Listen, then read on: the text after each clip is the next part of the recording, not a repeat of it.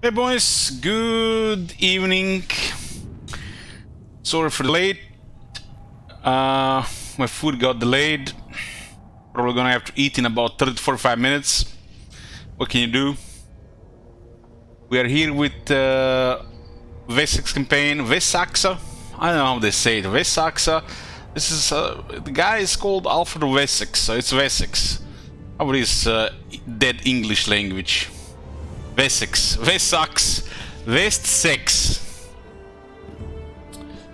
We played for about 20 turns yesterday, and we're playing, looks like today as well. Starve. I had a half a mind just start Ronson Britannia stream and end it, and say day 2 complete. Let's see what happens here.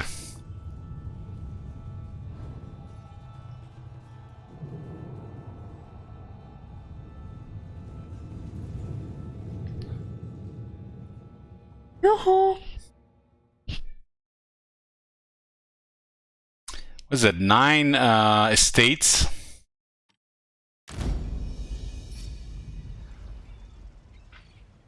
Nine estates.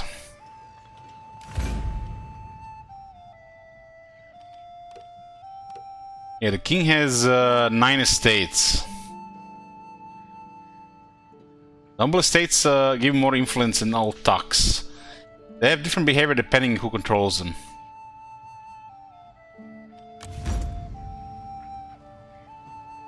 All forces in good order. Okay, this is a start return. We are at war with East Anglia. The treaty has expired. We're basically in the south, and this is pretty much our primary enemy, the Graving Army faction. So the blue are vassals, we are in yellow, and our enemies are in red. So this is who are we eliminating, become a superpower. This faction does start massive, and you have to fight another big factions, and that's pretty much it after that. Pretty straightforward. Doesn't look like there's anybody here, so we're immediately gonna capture this place here.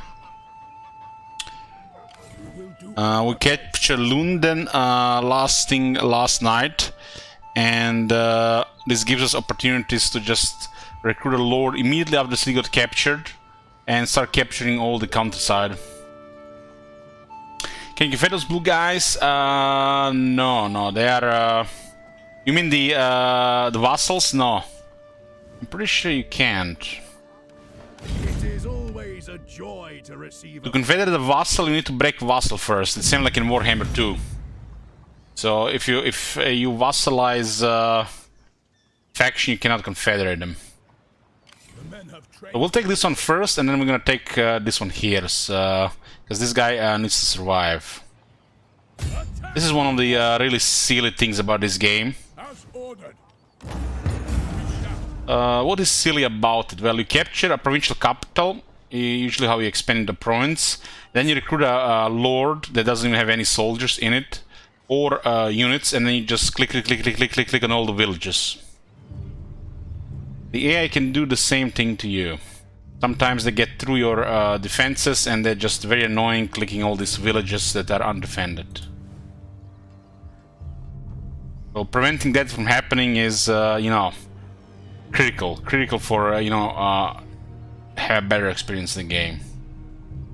Villages have no garrisons? No. You just right-click them and capture them. That's why we recruit just a single general, so you can just walk around and capture everything. Because if we use a full army of quality army, we'll just waste so much time. Because you can see when we capture settlement, we deplete our movement. We can capture another guy to do this at a faster rate. As long as you have money, right? And this will kinda cripple them, because they're gonna have to take it back. But these things are not really stable until you have at least the provincial capital. So this Essex, or whatever you wanna call it, Seaxe, has problems with legions. They're currently loyal to East Anglia, and there's a chance for rebellion. As their vassal has arrived here, but it looks like have low troops. I see one, okay, horsemen, retinue horsemen is like average troops. And just a bunch of levies. The guy has only one command as well, that's 4 zeal. Okay, so we're gonna just send our army. Our army is actually of nice quality. We're gonna send them and capture, but first we're gonna merge our cavalry. I recruited this cavalry just for the purpose of merging. And do we recruit another unit here? So we got male Thanes and we got Seaxe warriors. Hey Spartan. Hey Victor.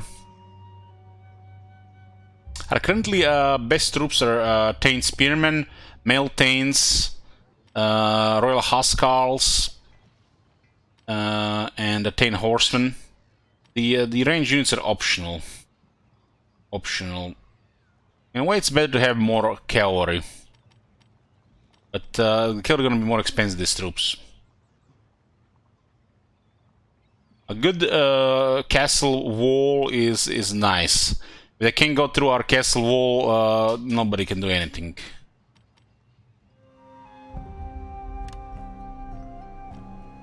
Let's add more male Thanes. Seaxe warrior seems to be bugged. They have higher AP for some reason, and they use smaller swords than the male Thanes, which makes no sense. But they've never fixed it, you know. This game barely got any support. They just made the game worse with difficulty. We will stay the course. Best thing about you know, saying they just made the game worse with difficulty is you know, they definitely made it harder, but half the shit makes no sense anymore. But you know, complaining about this is like, why are you complaining about difficulty? Just play on lower difficulty, right? That's the excuse if anybody complains about difficulty, you know, the usual. You know, I want to have fun in the game, you know. That's one excuse, you know, to play on high difficulty. And then, you know, if you complain about anything about high difficulty, I just lower the difficulty. You know, these days have it so fucking easy, man.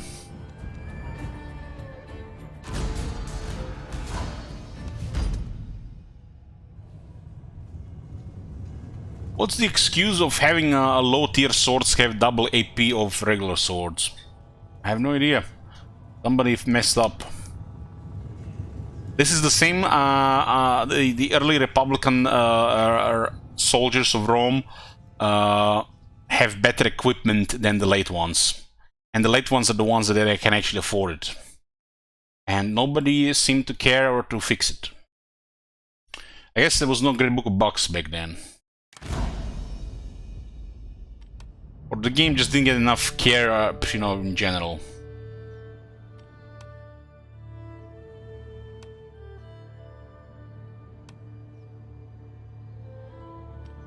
These are the male Thanes, 38 mil damage, 32-6. Seaxe warriors, 32, so they have 6 less damage, but they get double AP. And for the swords, it makes no sense. These swords have more AP than spears, which is against their consistency in historical games. For example, spear has lower damage, but it has more AP damage, so it's 6 versus 10, but different base damage. So spear is better against armor, but these swords are bugged.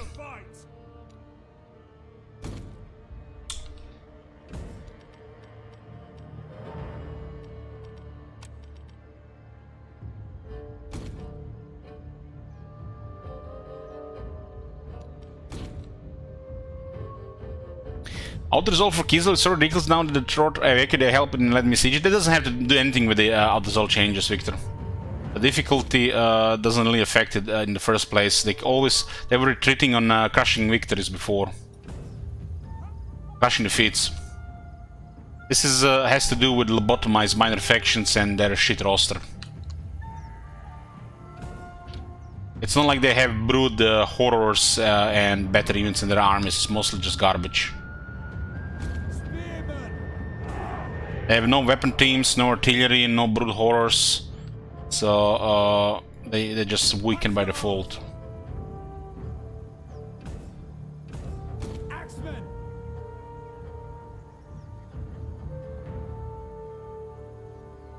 3 armies running away, and how many armies do you have in the area? Thanes! Thanes! Archers! Archers! Our archer's kinda poopy, but it's all we got right now. Archers! We got the pretty good cavalry though. Thanes! This is the formation I like in this game, or historical games. I like to have spearmen on the left and the right side of the battle line. Depending who you fight, sometimes one behind that as well. Or at least these two. And then we have flanking infantry behind that, which can either help in the somewhere alongside the battle line, or they can go around once the fighting starts. And then we have quality cavalry. If they don't have quality, they're like 4 cavalry. And we have our skirmishers in the middle, just trying to shoot their skirmishers.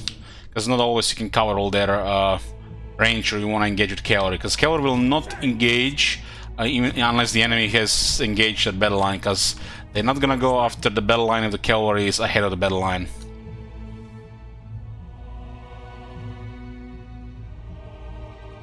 Ready!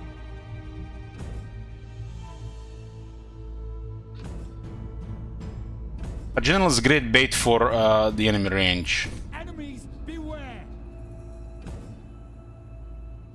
Archers! Bowmen! Bowmen! Awaiting orders! Yeah, this is our wounded reserve. Battle awaits us! We actually have a large battle here.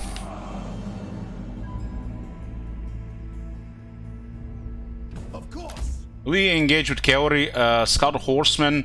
They're gonna have to respond to it, and the better cavalry just wins. Get your steeds! Cheer! Nothing they can do about it.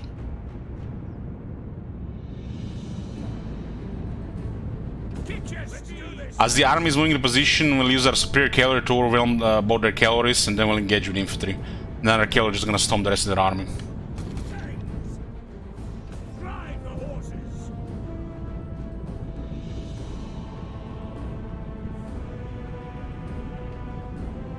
They do have okay cavalry on the right side, so we'll hit the left side first.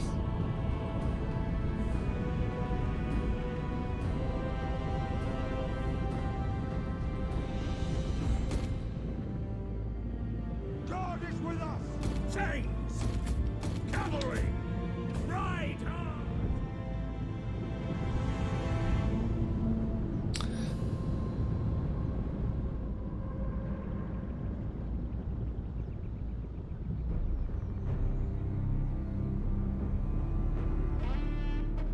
Yeah, there's definitely a couple of bugs that I've never fixed that I remember.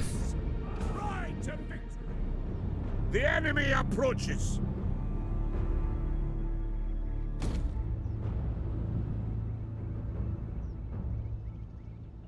As you command! Cheer! Threaten this unit and engage this one.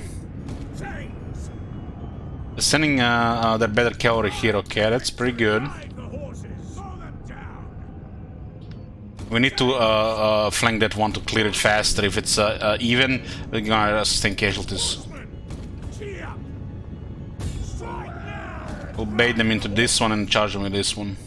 Ride hard! This is the same tier. They're slightly better experienced. Get your steeds!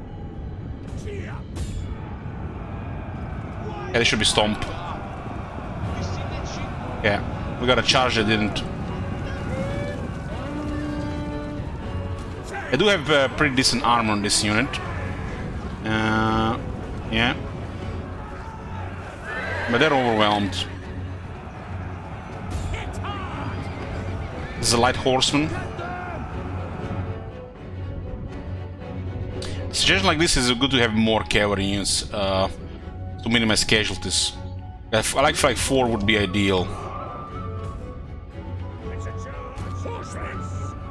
Annihilate them! Their main cavalry unit got devastated. Though this other one will struggle. Cavalry! They're shooting now. They actually show their own unit. We should pull out the cavalry before we sustain any casualties.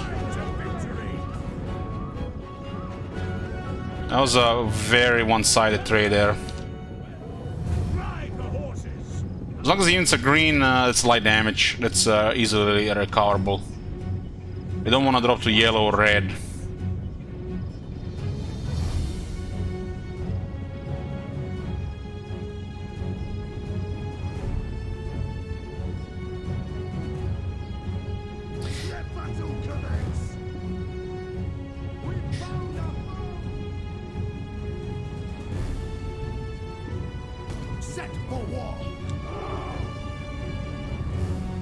This is the vassal of the Great Viking Army.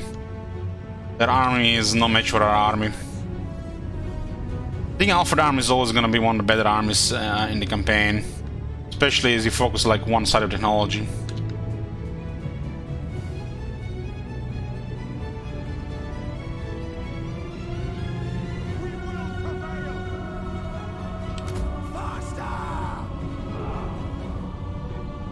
There's still horsemen right side. We'll rest our horsemen first.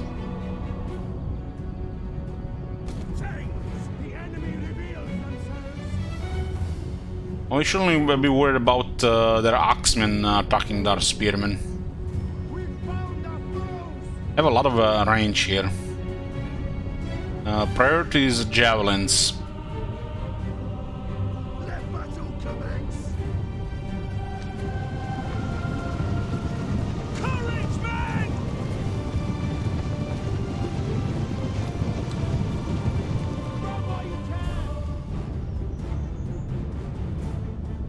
Our cavalry will go clear the rest of their cavalry.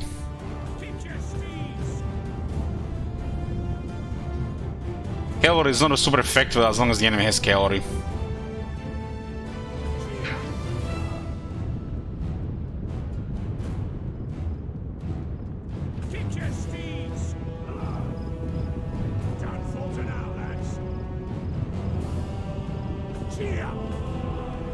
Cavalry is the units that can do the most damage. But if you don't apply them right, they also can take a lot of damage. Mow them down! Horsemen! Get your steeds! We have 21 retinue and 60 levy. Things! Ride to victory! Get your steeds! The units cannot really have the cavalry because they're too slow. Horsemen! Take the fight to them! Ride the horses! Your will is ours! They're charging us! Get them! Smash them! Get hard! Yours to Let's get a little bit closer. We hear and obey. Get them! See, they flee before our might. Things! Attack! We're sitting ducks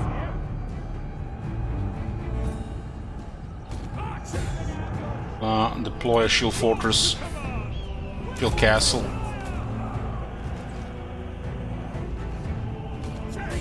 Where did they come from? Bombers, watch it! We're under fire! Flames! Missiles, watch it! Hostiles! Caught! Our general is under attack!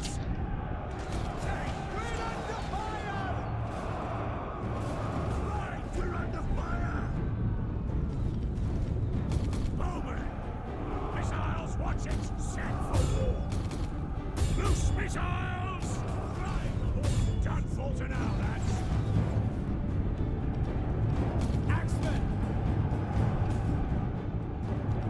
Ready for war! Quick march! It's a back to the way, press! Flames! Enemy charge! Hit hard! Get them! Strike now!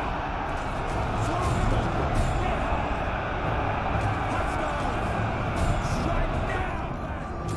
Our hidden units have been discovered! Get them!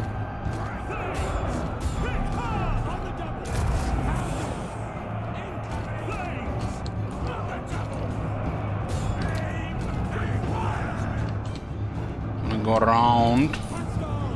Don't want these units allow shoot.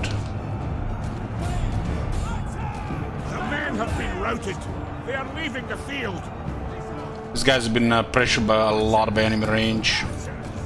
Because they'll outnumber our range a bit.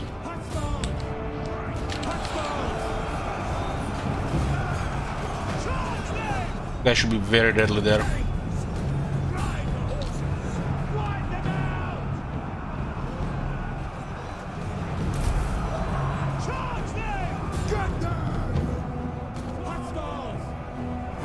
It's a rout.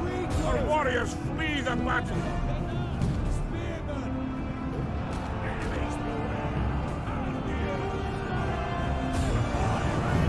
The long axemen totally murder a swordsman here now. As expected, it's just Seaxe warriors. Now we have our horsemen free to do whatever they want.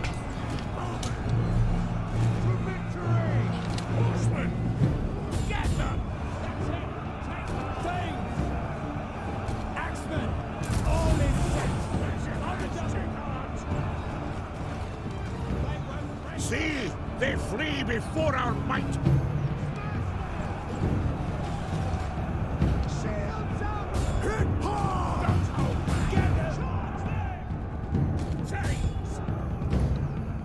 The battle is turning in our favor.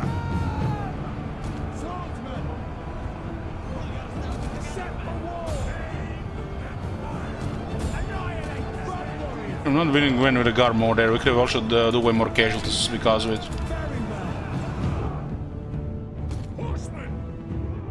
Those guys dead. Enemies beware! Hurry it up! Battle awaits us!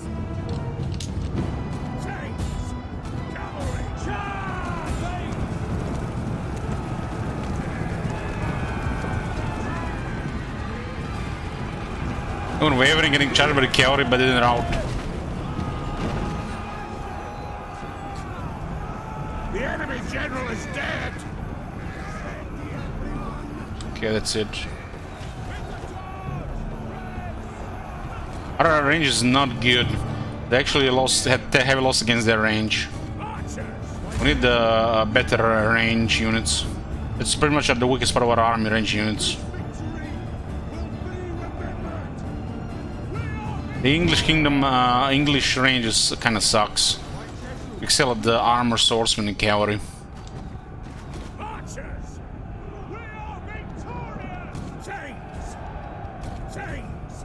Drive the horses into the fray! Horsemen! It shall be! Horsemen! Slaughter them! Ride to victory! The men have lost their axemen! This guy's got 279 kills.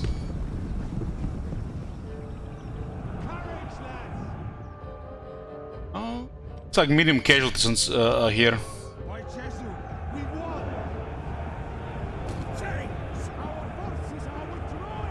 Enemies beware! Even the king's regiment got 174 kills. Cavalry! Wipe them out!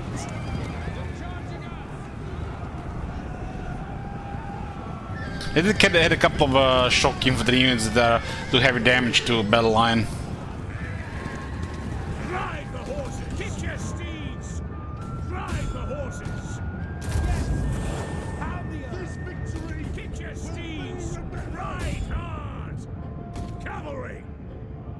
Make sure they take everything care. This army, these guys are gonna take a while to recover. Up and at them!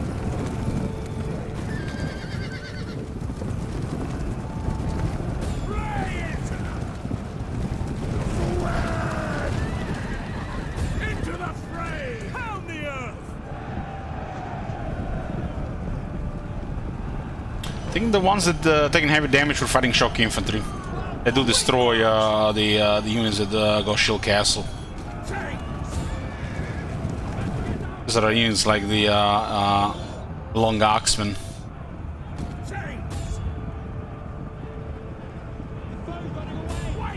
They should cripple the vassal of East Anglia, and East Anglia probably have 2 armies. Send them to hell!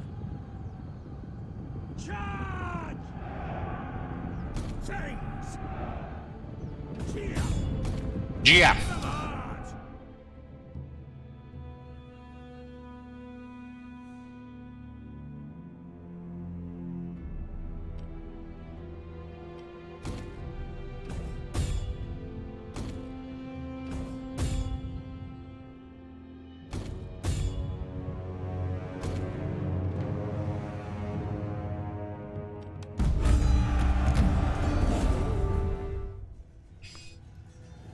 15-minute battle.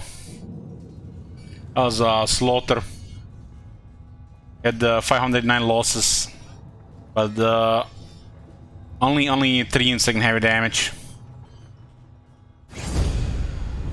The Kev did most of the killing. And the crash there, no, since we lowered the graphic settings, the crash have stopped.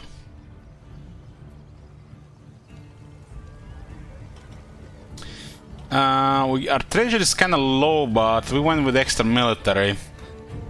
We need to take on warriors here so we can keep going. We're probably going to encounter another army like this.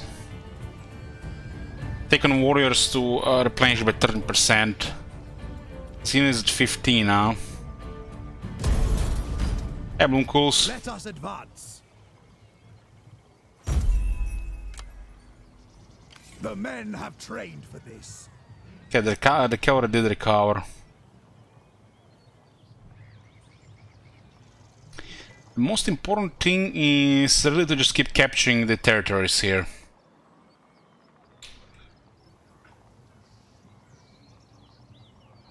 We can finish them off here and then capture the Hereford.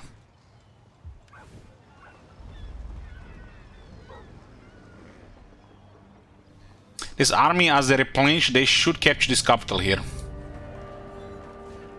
What the hell these guys built 2 forges? That should make no sense. They had a forge in London as well. We await your commands. We can take them.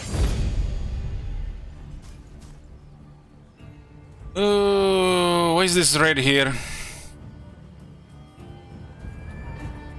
This is a 0 casualty, but I'm not gonna auto-resolve. It's like the damage units, and I don't even remember how good these auto-resolve in this game. It's Total War, so you can assume the auto-resolve is shit.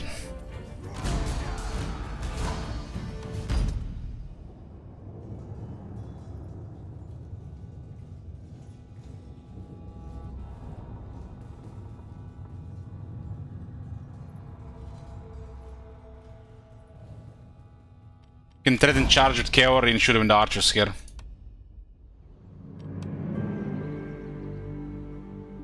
Making ready. Archers! Archers! Archers! Right hand! Battles like this should not even exist in Third World War. Now you know what this should be? When our superior army catches on the fleeing enemy, the enemy should just disband, desert, and flee. Flee to the hills. There should be some kind of message that that makes that happen. This is just stupid. This feels like some gamey shit. Same when you attack a small garrison with a really massive army, they should just surrender. Surrender, or in this case, flee for the hills. Cavalry! Why is this army still assembled after suffering a heavy loss? It make no sense. And then any attempt at trying to add some kind of thing that makes sense is kind of pointless when you have situations like this. There's some gamey nonsense, like you're playing something like a skirmish.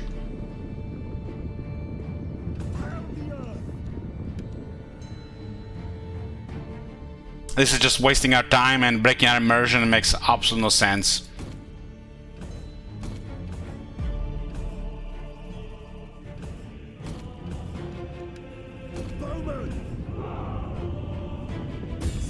Right to victory!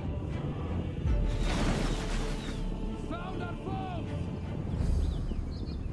We're under fire! Bowman! Throw all you can!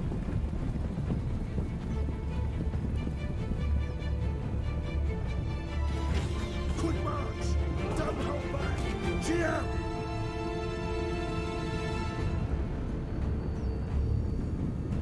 So much blood for a couple of arrows. It's almost like they've been shot by machine guns. Drive the horses! Are their clothes don't absorb any blood? Cheer! Ride to victory! Kick your steeds! Pound the earth! Where did they come from? March! Drive the horses! We've been ambushed! Kick your steeds! Where did they come from? Yes, sir! Cheer! Ride to victory! Ride hard!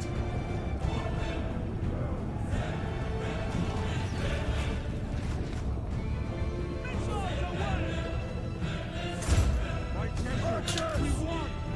Cavalry! Into the trash!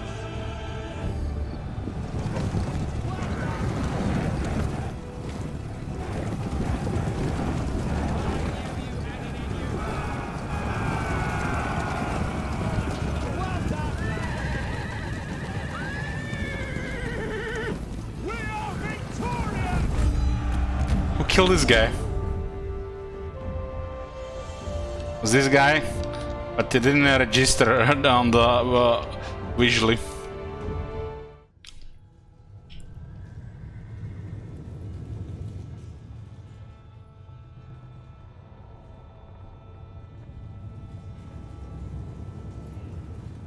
Hey, bottom. Oh my god!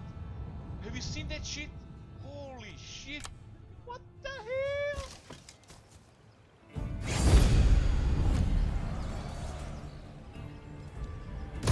Move into position. My warriors are steadfast and true. Agreed. Of course. Yeah, we see armies. There's one army.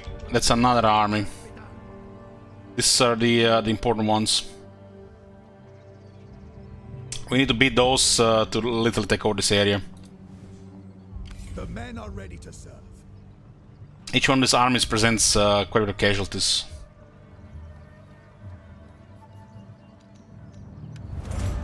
Should get a bar for more replenishment. Replenishment is very important because the AI will have a buff to replenishment. Ready and eager. So we're not playing the same game. My men yearn to prove themselves.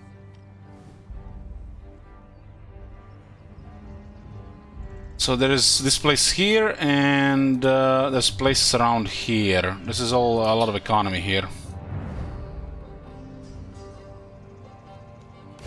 We are expanding into this area here. Pretty much we take all over this area here. That's a short campaign victory.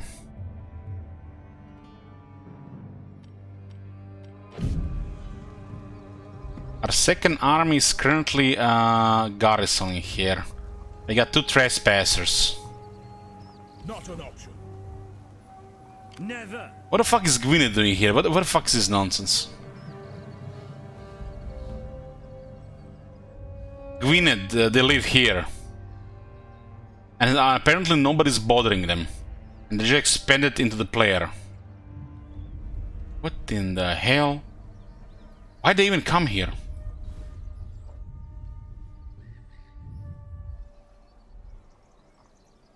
We cannot. You are not welcome at my door.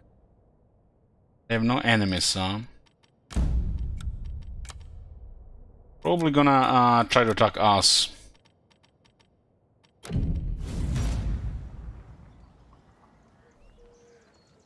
men have trained for this.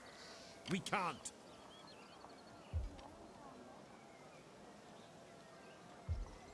Impossible. I hope you will not try my patience today. There are Vikings and the Welsh trespassing here.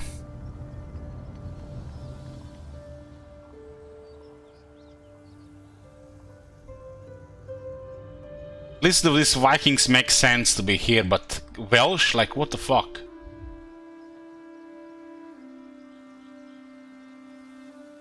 This is like playing Vampire Counts, and there is Bretonia in our land. This is most likely some kind of arbitrary player focus from the ramped up difficulty patch.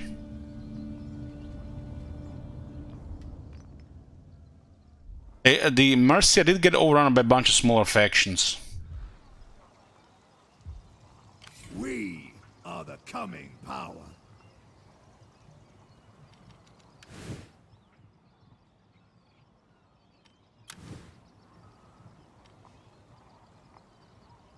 We'll have probably battle in 2 turns here, so replenishment will be okay. We await your commands. These guys say what? I hope you will not. They got 13 regions that rank 5. We are larger than them, yet they have a larger army than us. According to the game mechanics and the rules, it's not possible. But, you know, difficulty... Their men do not need to eat, and they're replenished by magic.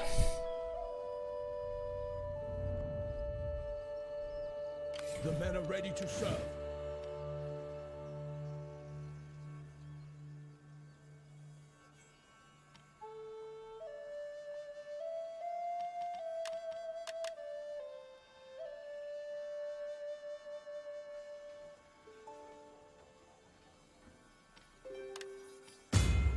I've got 2 large armies.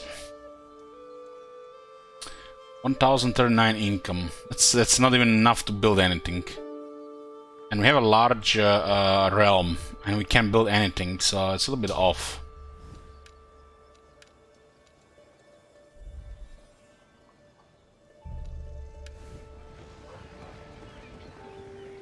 %4 chance for rebellion here. Nothing we can do about it.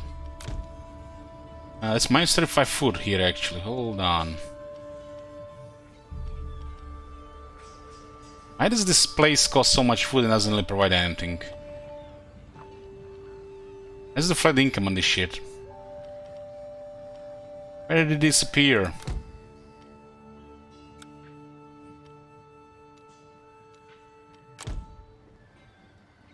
Yeah?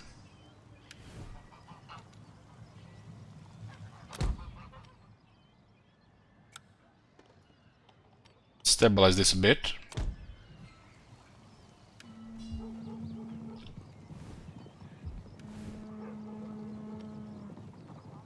Receive some resources here. Don't want 4% rebellion chance. Like have 5 of them at 4%, 1 of them rebel in a few turns. 1%, you know, if it happens, just bad RNG, right? By no means. Oh, our vassals are actually on the move. We await your commands. Howdy, Howdy. My name is Jed Masterson, and I'm a caravan boss for the Happy Trails Caravan Company. If you're hearing this, I have a job offer for you. Happy Trails is organizing an expedition north into Utah, off the Long 15, and we need people. We're looking for caravan guards, prospectors, couriers. If you're used to humping it across the waste, straight toward trouble, we want you. If you got a pip-boy, we definitely want you.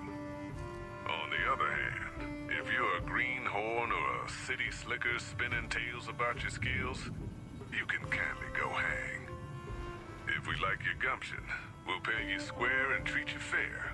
Find me, Jed Masterson, at the Northern Passage if you're interested. Luck to you. At least how the fits for the Grand Cate, right?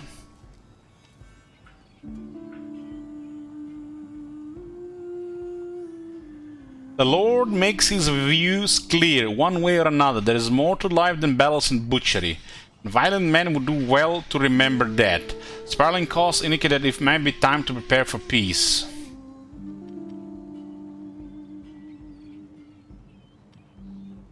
What? What does this mean?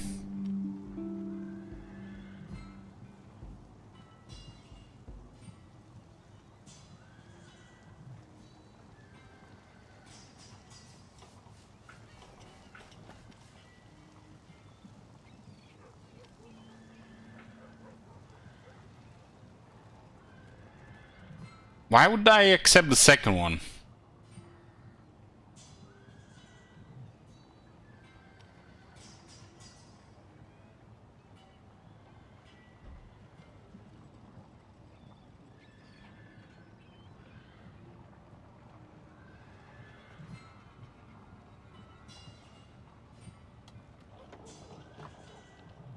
This is a strange event. I guess these cripples are replenishment and this is a negative thing.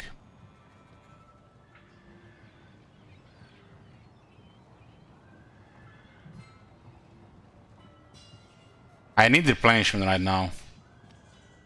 Go against God's will. Well, some of the regions will have a slightly higher chance to rebel. But I need this replenishment.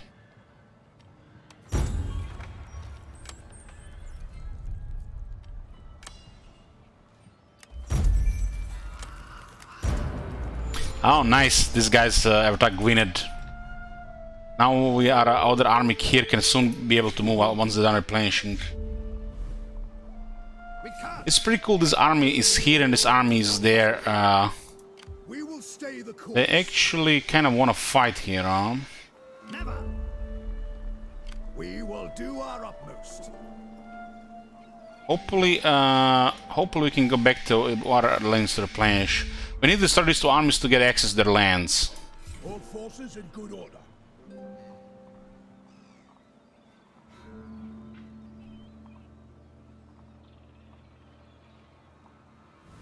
Can't be done. The men have trained for this. Aye. Of course.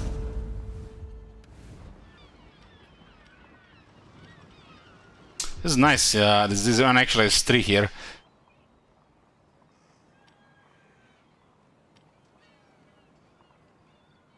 This building doesn't give -6 though.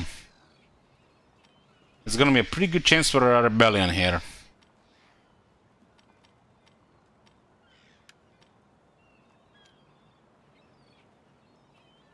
This will lose the building level by 1. Yeah, this is unrealistic right now in the war zone. We have to be realistic about this.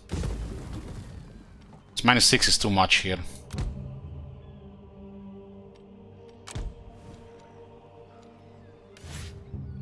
We could relieve the T lower the tax but increase public order, but you have to pay for it as well. This town feels like all some really bad stuff. I guess the first and the 4 options is decent. This one takes too long to unlock.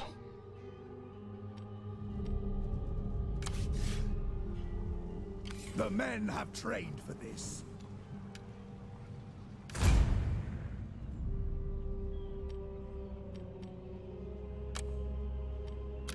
You can put a governor there, but why?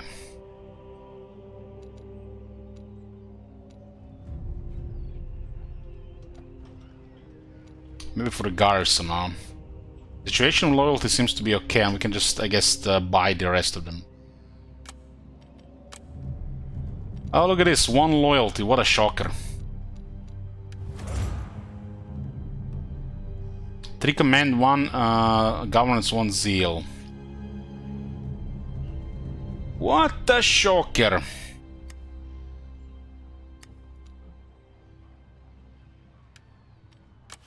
Who needs money for building so we can just pay them for loyalty?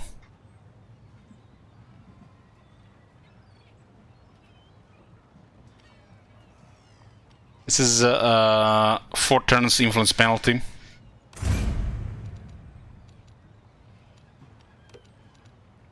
We have a lot of influence because of the estates. But the estates also have faction right buffs, which help a lot as well.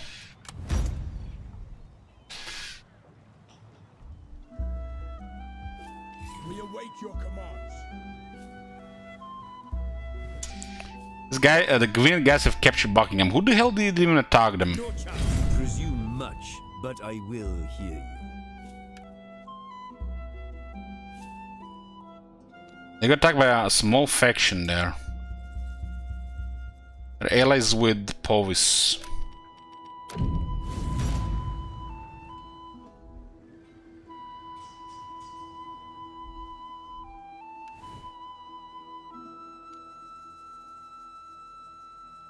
And the Mercy just got overrun by a bunch of factions. And somehow the Welsh got away with it. The men are ready to serve.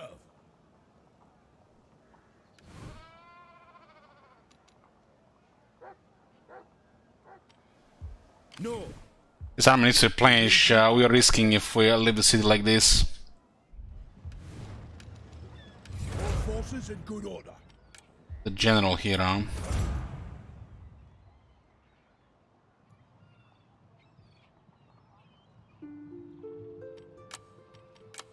Priests also help economy because we don't have to secure loyalty with money. This is a governor, so we get a little more governance. This is okay loyalty. Men have trained for this. That's the older general, huh? This guy is pretty decent. Replenishment.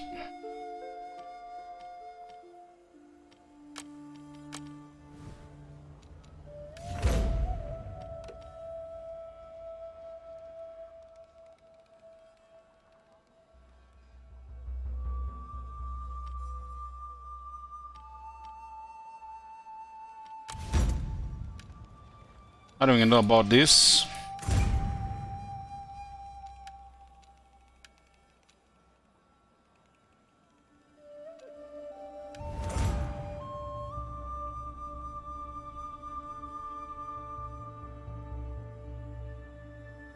Two is fine right now. I'm not gonna give him a state. Scare. We await your commands. Fit to fight. That army is pretty good health here. To glorious combat. We need to destroy these armies. Nothing special here, really. Sword Herdman, Anglian Raider, so 3 okay units there. They get 1 good horseman. So it looks like a similar composition like last time, except we're slightly more damaged. There's gonna be another little bit grinder. We need to defeat this and pull out. Before we do this battle, food is here now. I'm gonna go eat. Hey, back, boys. Where were we? Another battle. The armies of higher quality. They do have a couple of units that can do damage. Javelins are always the one that can do damage, and some of these long axemen. What did I eat? I ate some sushi.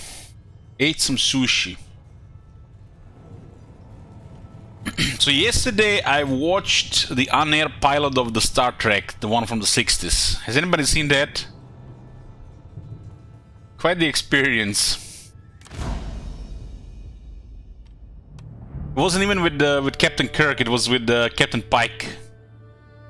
And they made this new Star Trek with Captain Pike, which is actually, apparently, from what I heard, quite good. The only character, familiar character, was Spock in that one. I think I'll actually check a little bit more of this old Star Trek. Would be interesting to see how the show progressed over the years with quality and the acting. But I've always been a fan of old Star Trek. Everything up to the Chris, what's his name? Chris Pine Star Trek, where Chris Pine is playing Kirk. And I don't like the Discovery, but I did give it a second chance. Discovery feels off. Chris Pine ones feel like almost like somebody's copying Star Wars. When they brought a different version to the Star Trek, I think, with that one. What happens when the same guy makes Star Wars and Star Trek, right? I'm probably gonna keep watching the Star Trek original series. Maybe check those movies.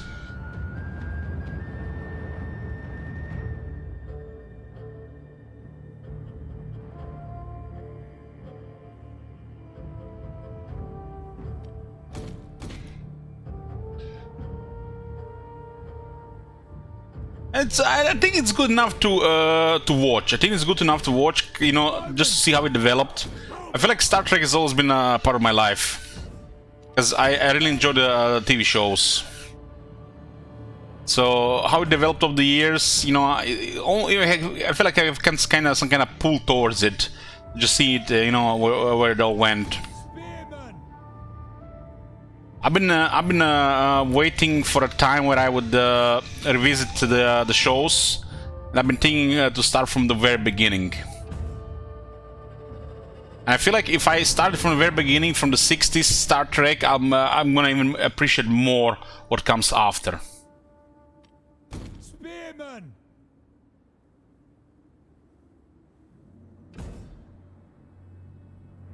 Flames! Awaiting orders. Making ready. Thames! I'm gonna put Alfred in the center. Set for war. They could shoot this unit with a lot of projectiles if it's in the center.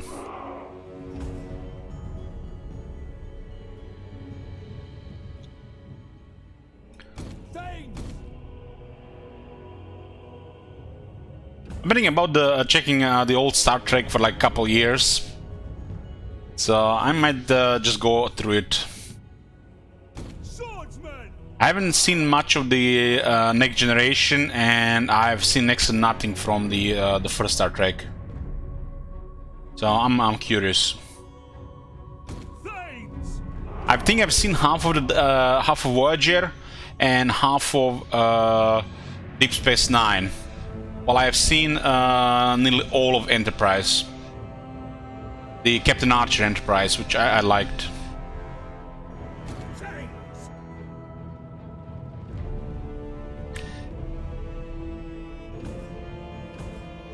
Thames! Voyager's Hit and Miss, that's my opinion about it as well. General! Archers! But Voyager was the one I grew up with. Archers! Archers!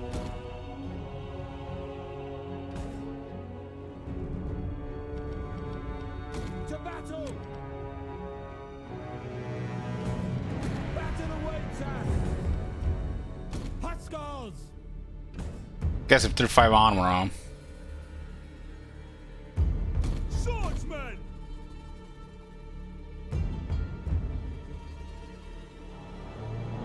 I think Voyager has some really good setting. Thames! Like when I imagine Star Trek, I imagine the setting of Voyager. Although a lot of settings can work, right? I've watched every episode, every series, and every film from Star Trek. Yeah, I'm like thinking I might actually do it as well. Swordsman! I've been watching Big Bang Theory these days, and it reminded me that I've been thinking about rewatching, you know, watching Star Trek for the first time and then watching the rest of it. Give Discovery a second chance, and especially check the new one. The new one looks really good. What's the new one called? The one with Anson Mount. I like that actor. Strange New Worlds. I think he appeared in Discovery, and that's the Pike from the original pilot, right? The Strange New Worlds Star Trek looks really good. It almost looks like a reboot of the old Star Trek.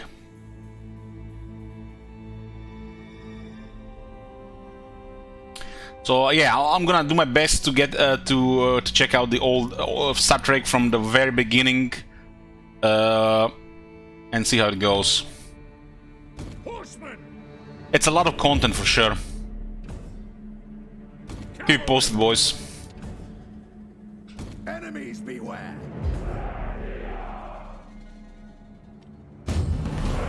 Understood! Send Kelly ahead again. Thames! Cavalry on the move! Same here, Hex, but like I said, I feel like if I watch it from the beginning, I might appreciate how it develops more. Because if you watch one from the 60s, it definitely looks old, but it has its own charm, you know. God is with us. Tanks. I also really like Leonard Nimoy, and every time I watch Fringe, and I'm thinking about watching Fringe again, you know, I get that, you know, I want to rewatch Star Trek. So it finally got its turn, you know, green light to rewatch Star Trek. Orville? No. I have not. I'm gonna try to kill this one without getting aggro from their archers. This guy's just gonna stand there. They did get an older charge. Our cavalry is way stronger there, though. They need the help there. I'm not gonna receive any help in time.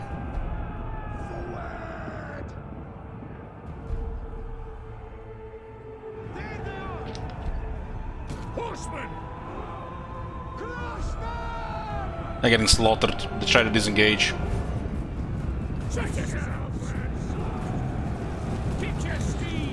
The range do counter cavalry.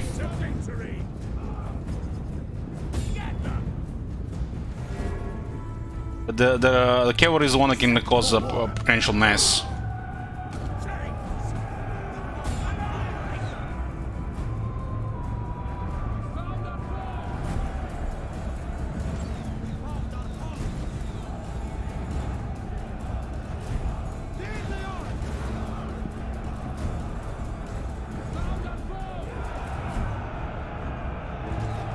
And those guys are not dying that easily. We're getting constantly shot here.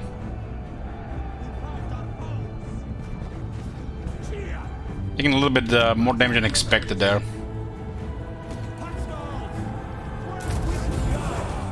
Wow, they're charging spears.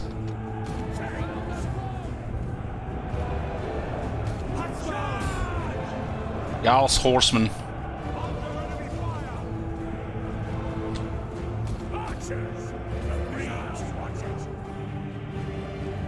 General.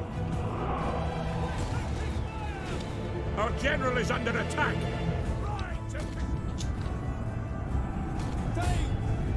I'm gonna get in those guys. Disengage with these guys.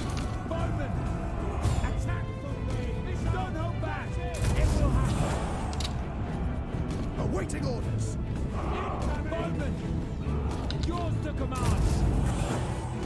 The last cavalry unit, then we're gonna send our cavalry to harass the other side. Making ready. Get them.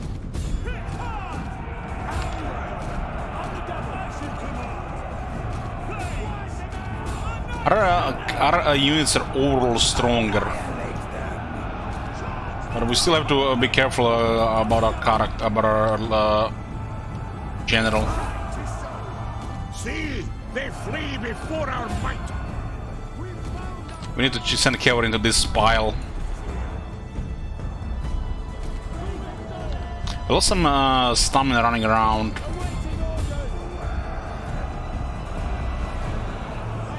Our general is our best unit.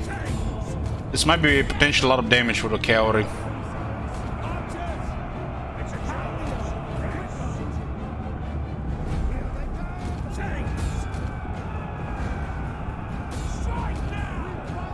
We can also just trigger a skirmish while we try to clip the other ones.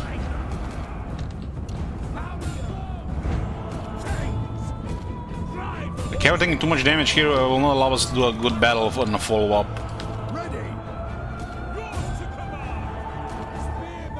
And those horses are done.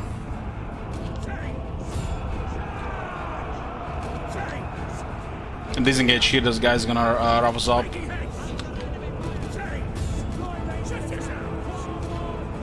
Guys are exhausted.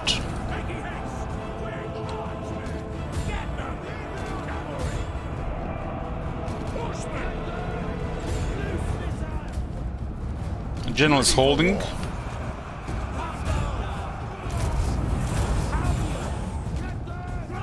This is East Anglia. This is the Great Viking Army. We need to destroy 2 or 3 of their armies to pretty much secure the short campaign victory.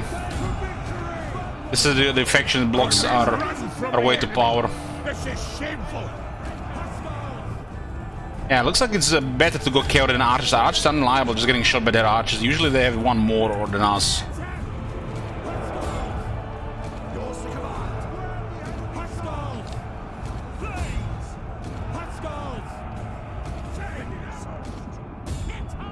More heavy cavalry is probably the way to go with this faction. More heavy cavalry, we can stomp them easier without trying to trade shots.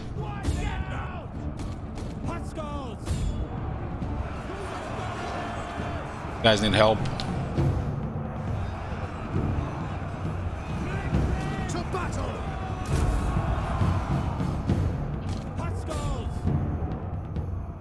Horsemen! Tanks!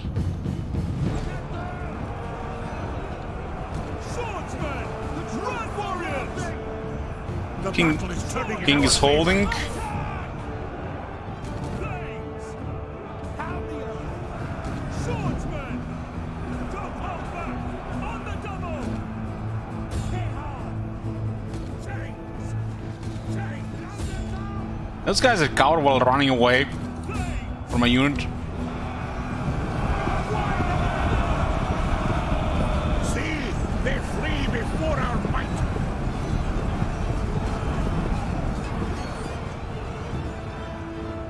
Archers, don't hold back. Cavalry, Why the hell they stop chasing now getting shot? cavalry. Annihilate them. Right them.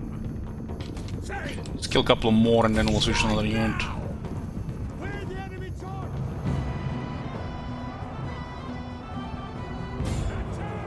Quick march.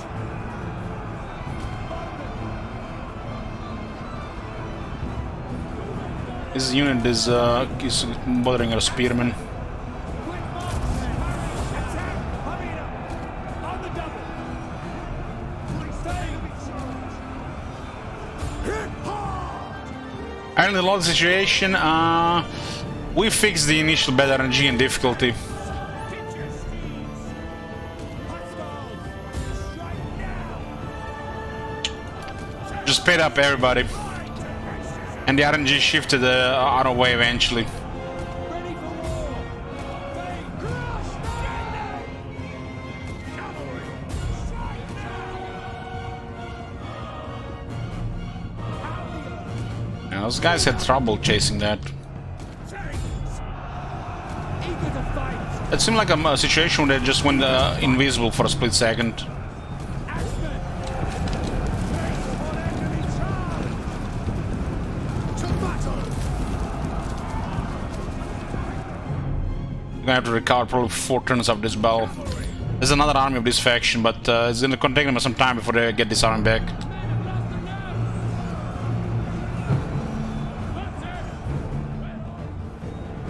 Axemen. You can also replenish faster by merging some troops. Horsemen. Attack. I think adding a more tamed horseman is better than having archers in this army. Enemies, beware! Thanes! Quick march! Quick march! Attack! Hit hard! Don't hold back! Run, warriors! Quick march! Quick march! Swordsmen! Horsemen! To victory! Strike now! Get them! 4 of these horsemen is probably the way to go with this faction, because this is pretty good. If you have 4 quality cavalry, it's all the massive advantage. Instead of trying to trade with enemy range. We don't even have unlocked the tier 2 range units. Strike now! The general seems to be doing very good.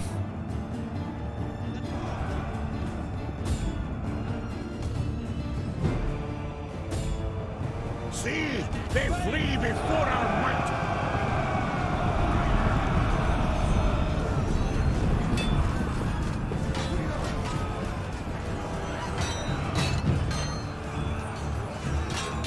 To victory! We are victorious! White Seaxe, we won! I knew you, and I knew you!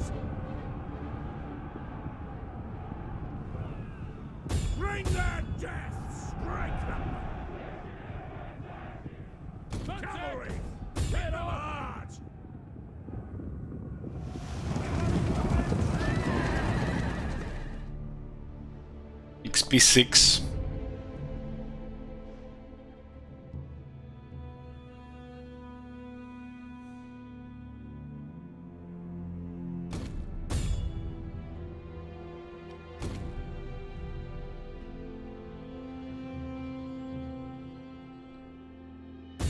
Hey, should visit.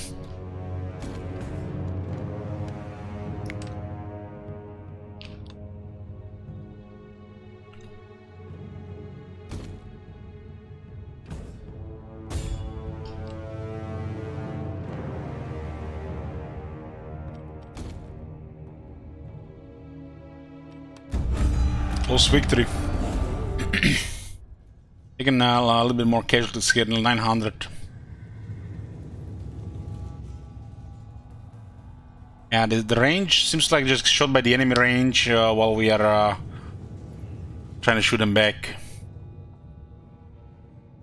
Had a better experience and they had more range.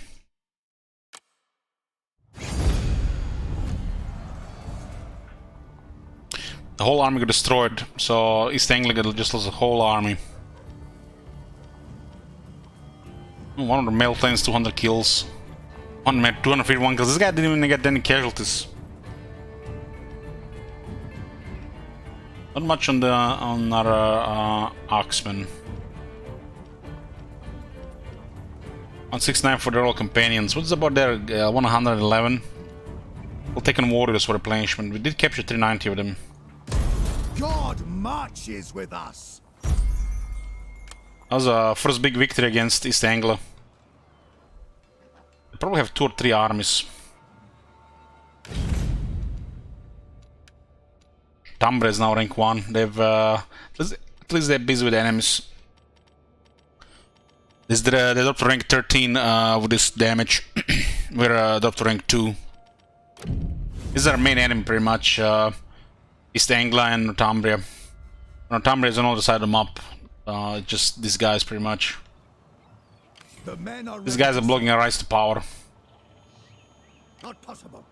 So we cannot really capture this place because we're gonna get another big army. Without replenishment, it's really bad for us. We will stay the So course. we have to go back and try to replenish.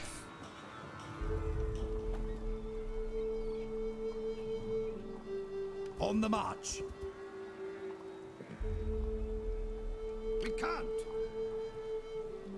It looks like they just have us just in range. It's gonna take over a year to recover these losses. The men are ready to serve. We have to capture this one here and this one here. This is a different province, right? It was up here.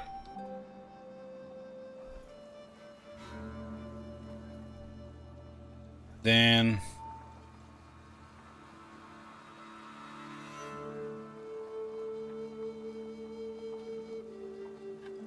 yeah. All forces in good order. Fit to fight. Now we did destroy all the 2 armies in the same year. So the fact we have this much left is big.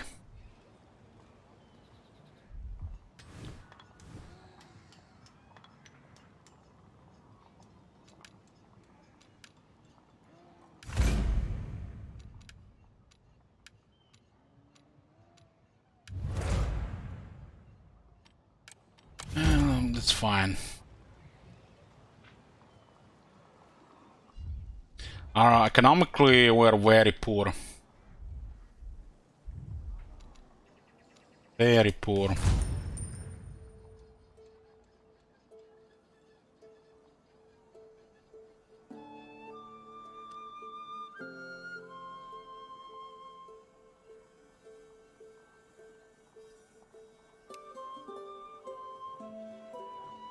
We have so little money that we can't even build up economy right now. And I did put quite a bit of money to economy with what we had available. We will do our utmost. This army also gonna need a couple of years to replenish. Greenland is still in this area.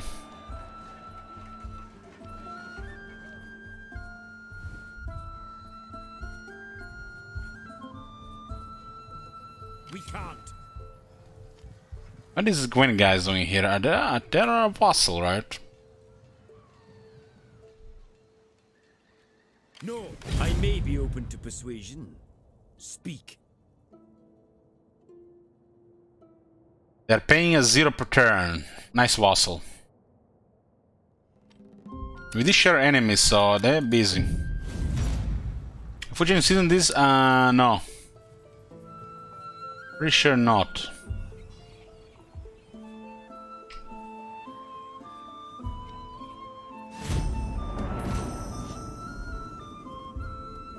They just have us exactly in range, but we can retreat. Yeah, this would be a really bad fight for us because we're damaged. They have at least less range here, but they have good 3 cavalry. Their infantry is poor though. Call the troops back. I need to replenish. Just one turn goes a long way. If we fight there, there's a risk for some serious damage. We have better troops, but still, usually those battles are like 600 casualties, maybe 800. They have a couple better units. If we are damaged, it just get worse than that. They didn't even recruit any units to the army. They just sent the lone general to capture villages. Probably one of the worst things about Trans-Britannia. And we have 2 random armies in our northern territories. They're not even at war with us, they're just standing there. While they have enemies elsewhere.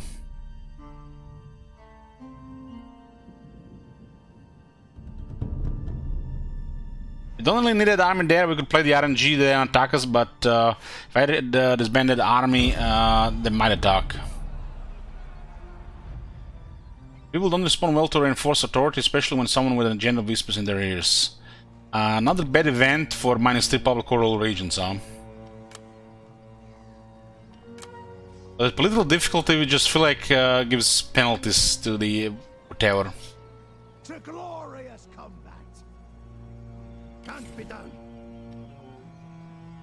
They're kind of like sex warriors.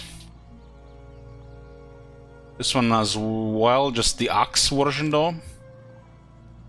They do have much better damage against armor. We are the coming power. It's gonna take 3 years to replenish there. We await your commands. By no means. This guy's trying to be annoying here and capture this place.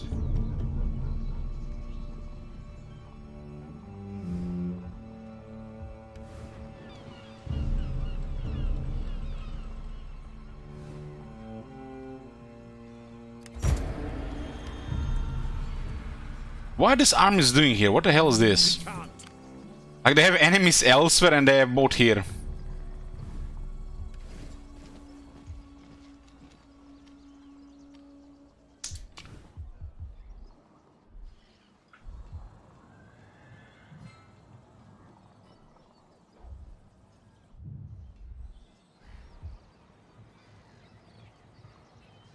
Our vassals are invading these guys. We destroyed this army, I think we crippled them. My warriors are steadfast. We destroyed this and garrison here.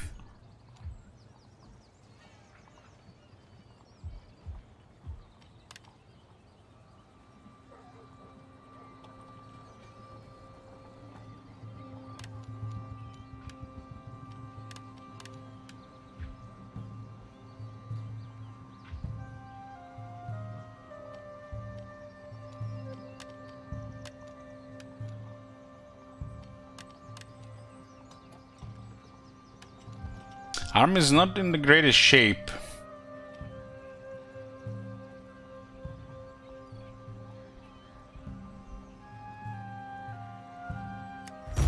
Trained Spearman got upgraded.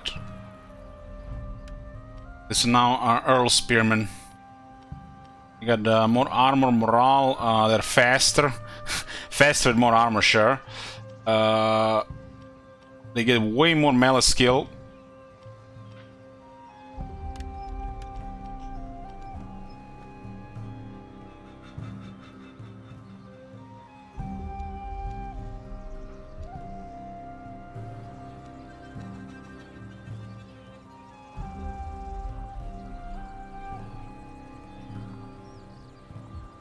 I think if I fortify and recruit units, I think we'll lose some movement. I don't remember if it works like that. The men have trained for this.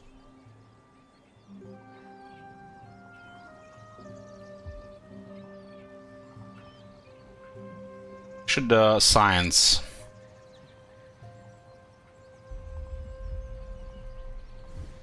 The men are ready to serve. By the numbers! Get those fortifications up! So yeah, you can't go back and forth. Gonna capture this next turn. No! It does look like our vassal captured this place. We could have captured already by recruiting one here earlier. Nothing we can do about it though. Just gonna look off. All forces in good order.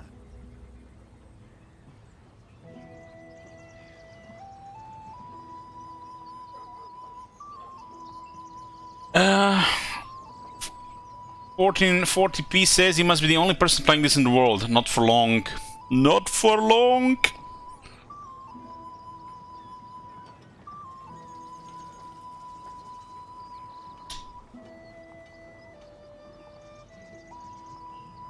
I'm doing like 3 hours saying get the fuck out of here. That's short stream. Attack men! Yeah, this one might be a little bit uglier. They get more horsemen and well outnumbered damage units.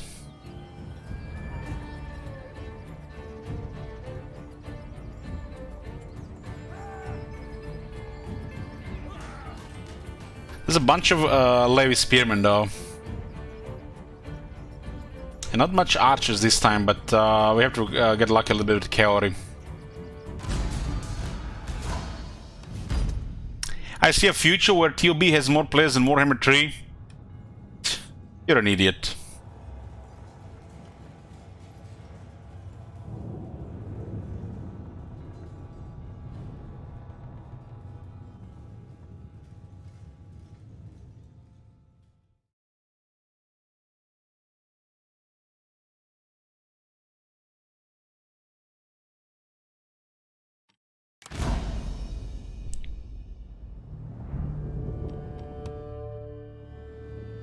Yeah, it's the style of the Witcher music.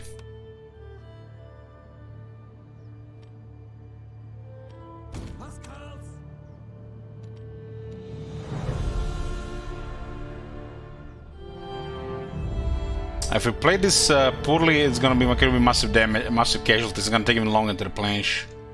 The right side has two light horsemen.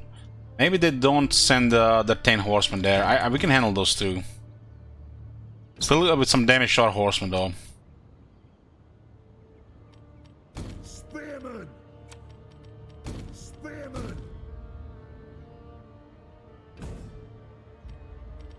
Huskals!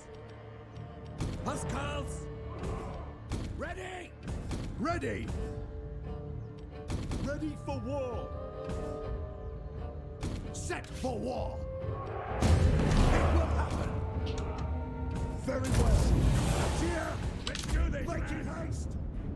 General! Horsemen! Spearmen! I don't want to go as wide, but I think we should still put general information. Ready! Making ready! Set for war! We'll have more flanking troops. Run, warriors! Don't hold back! Huskals! Run, warriors! Quick march! Huskals! So guys, you want to see historical? Eager to fight! Let me show you historical. This is 10 horsemen, Ritney male cavalry, so it's basically, I guess you might say above average look or quality cavalry. 25 armor.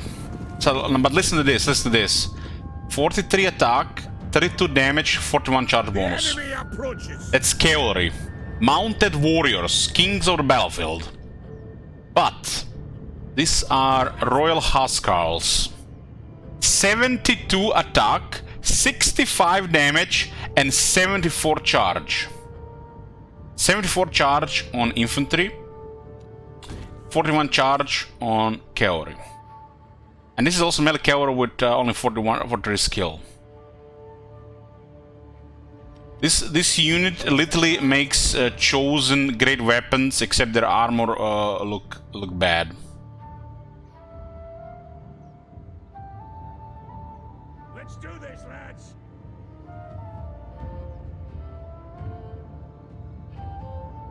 Awaiting orders. Get them before they get us. Aye, 'tis so. Thanes, shift yourselves. They will know fear. Making ready. Our general is under attack. Under enemy fire. Ready. We're taking fire.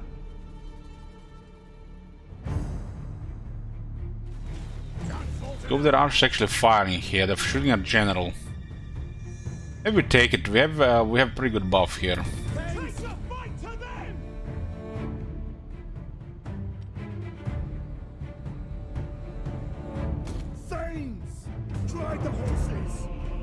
The archers have very limited ammo. They might kill 20 guys with all their ammo there. The guys are in a shield fortress.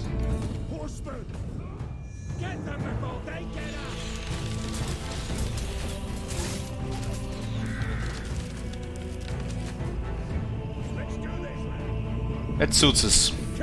Let's see if we can get rid of their light cavalry.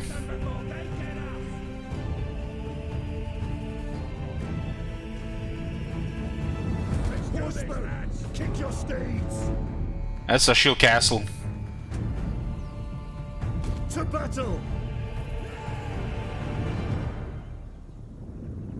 Thanes. As long as they don't send their other horsemen here, I think we're good. Right hard.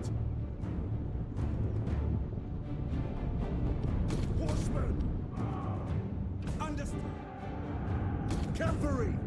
Right of Don't want to get too close to the range. This is okay trade if they go for it.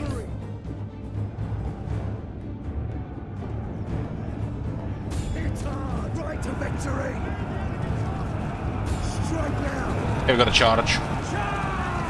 We have less horses, but it's quality horses. Let's see if these guys can handle 10 horsemen. They do have better stats than them and more bodies. The cavalry is balanced also around speed, which it's kinda has a multiplayer.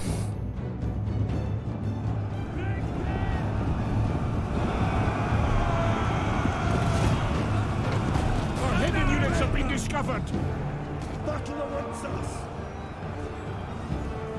Axeman. Eager to fight. Okay, they did get hit hard there. Somehow their scout horsemen are winning. How? It's probably because we are outnumbered.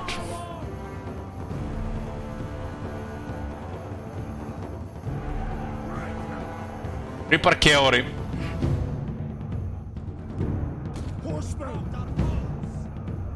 Maybe they get a big buff on them.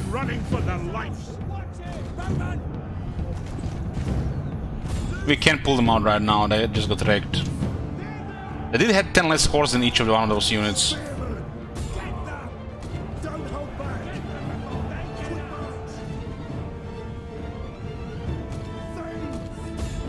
We killed 9 horses there, Jesus. Our guys are also rank 5, what the hell? I guess that guy's rank 5 as well.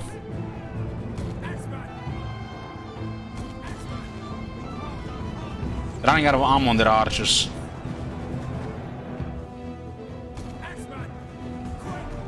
Well, we lost our cavalry. That's actually pretty bad for the long term, but as long as they don't recover their military after this, we have a couple of years to recover the cavalry back.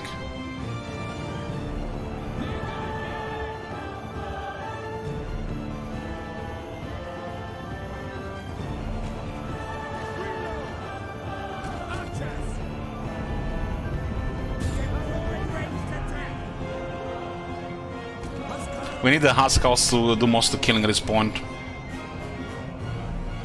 hold back. Quick march. Attack.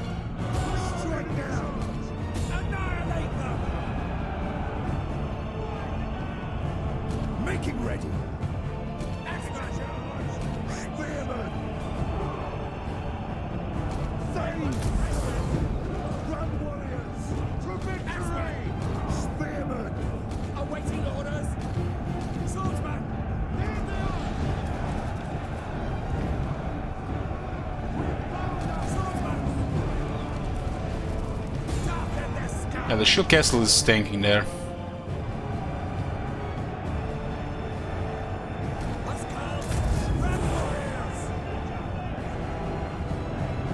That wedge was against cavalry is not good. The enemy reveals themselves.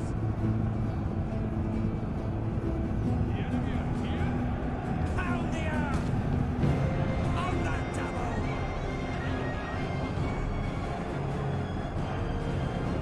Huskars.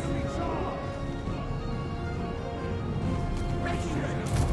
Land warriors. On the double. Attack. Huskars. Those guys will just chop them, we just need to make contact.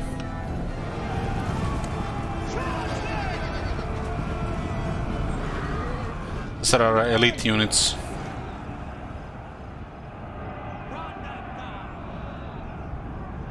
To battle. We hear. And aye, we will. See, they flee before our might. These guys have a really high morale in their army. Really high, they're literally fighting to the death. Enemies beware. Our infantry is overall better, so we don't have to worry about engagement here. Quick march. On that double. Run, warriors. Probably avoiding this unit as a high threat. Get them. Attack.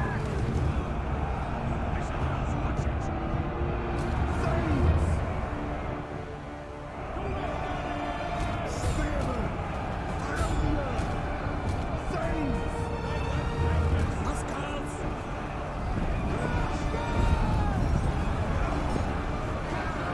You guys need help. Things. It shall be. Crush. On that double.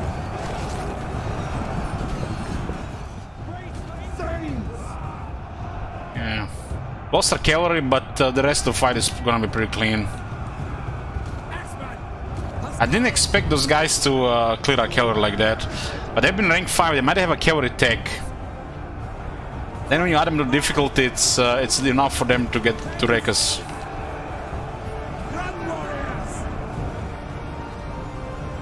Huskars. Hurry it up. On that double. Quick march. Run, warriors. Things.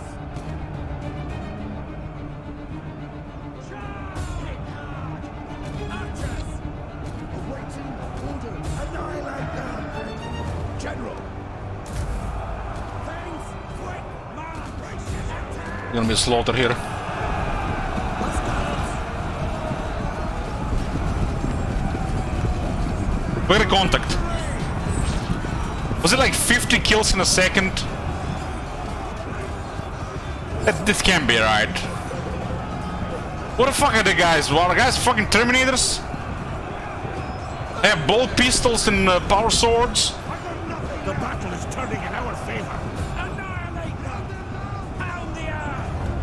Things! Spearmen! Run, warriors! Huskars! Quick march! Attack!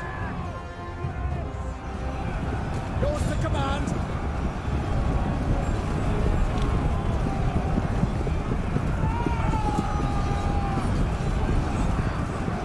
Wipe them out!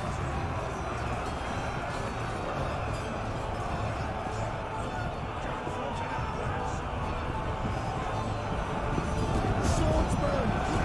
Strike now! The enemy general is dead. See, they flee before our might. Get them! Archers! Attack! They literally haven't taken a single casualty in those two flank attacks. And they were chasing horsemen too. Battle awaits us. Swordsman. Huskarls. Annihilate them. Strike now. Man, I wish I had some horsemen now. There's so many of them running.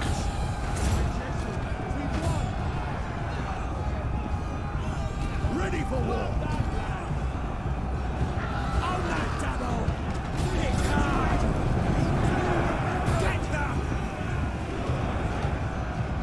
Don't hold back! Bowman! Hit them hard! Awaiting orders. Quick march. Don't hold back! Bowman! Don't hold back! Annihilate them. We won!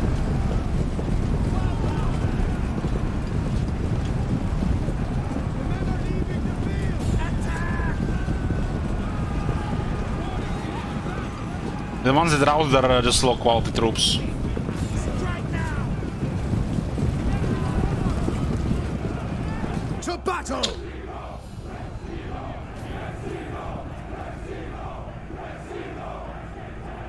Superiority in numbers! Archers. Pound the earth. Into the fray.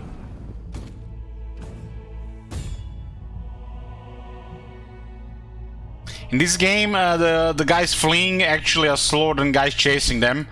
In Warhammer, meanwhile, you can't even catch a unit with 35 speed, we have 40.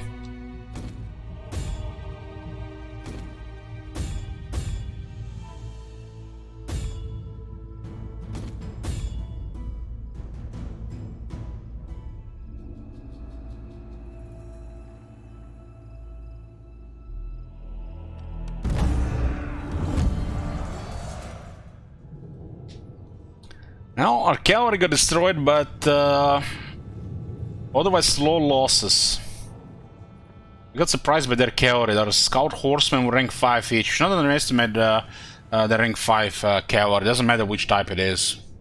Unless you have the elite cavalry. Yeah.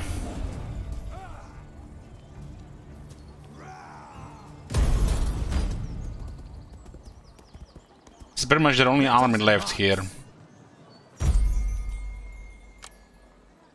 My warriors are steadfast and true. Battle awaits. Forward march. All forces in good order. This is our elite unit. If you look at the technology, we focus that unit. So it obviously gives you an advantage. Now compare this technology with early Warhammer 3 technology. Kekvi.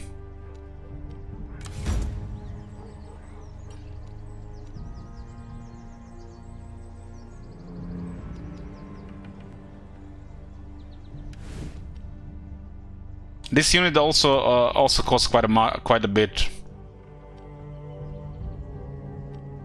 Take a long time to replenish in the pool.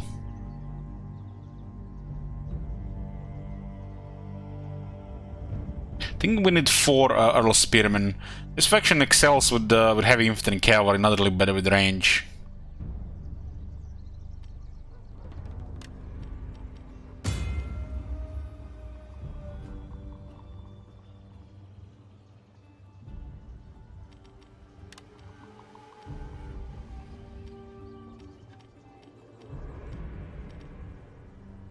Seaxe warriors have pretty good stats.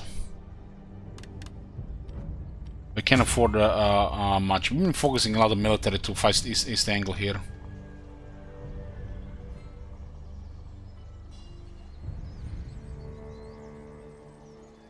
Yeah, it looks like Bard and Quartermaster are still the most important things to get. AI gets free Bard stuff, like replenishment, so you won't be able to keep up if you don't have Bard of your own.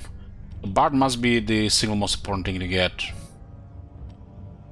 Well, because of political difficulty, everybody else needs some priest levels.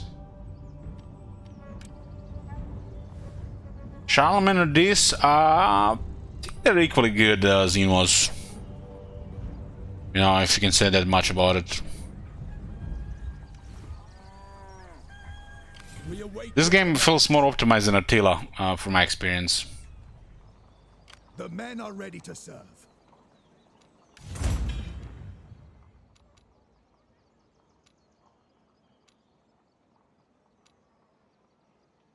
It's pretty cool until you get the last one. This increases the cost of units and food, and you have to be large for this to be worth it.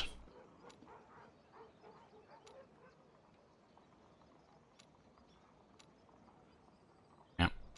All these categories are great except the last one. The last one is for large arms later.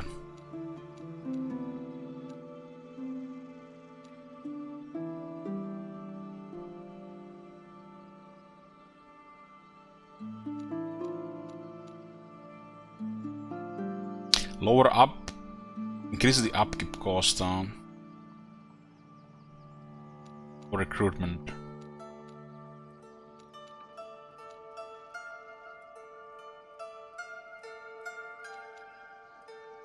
We need this tech, and we need this tech for our archers to get advantage. And then we need our second archers. Oh my god. Have you seen that shit? Holy shit. Our archers right now just not very good. This is just peasant archers.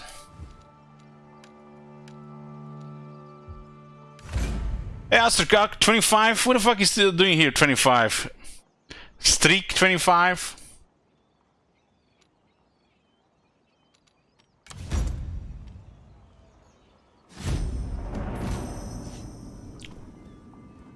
Well, we've beaten the East Anglo armies.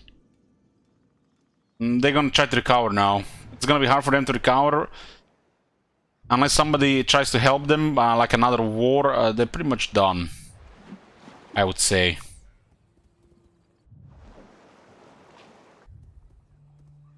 We've beaten their vassal and their main armies. Our friendship may be of mutual benefit.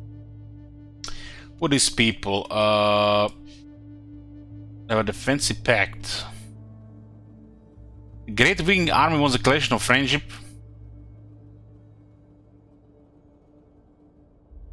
Oh.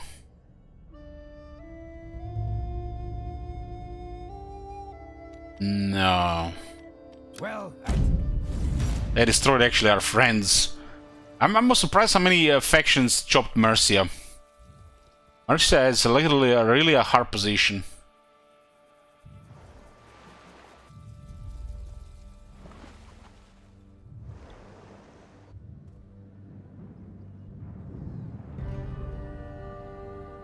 For the Anglican.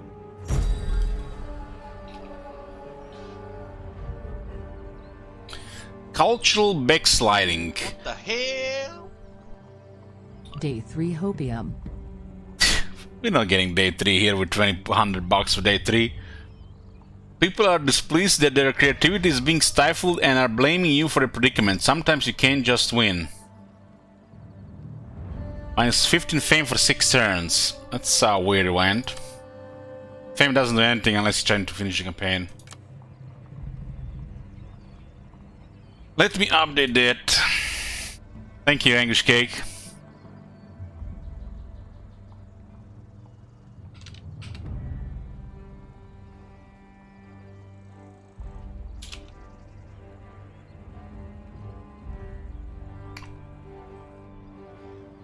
So they didn't capture it, it looks like they just sacked it.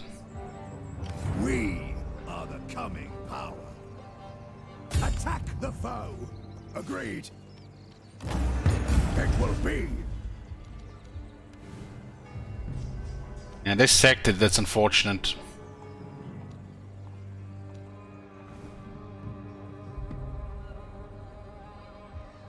We will do our utmost. Stand down for now. We can take It's not required, Heimdall, you know, like 2 days is what was intended, you know. 3 days, you know, if people go, you know, wanna donate for it, sure.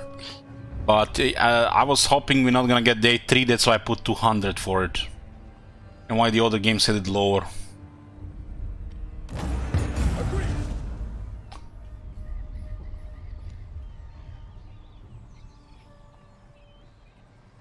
We can disband this guy here and create somebody else there, huh?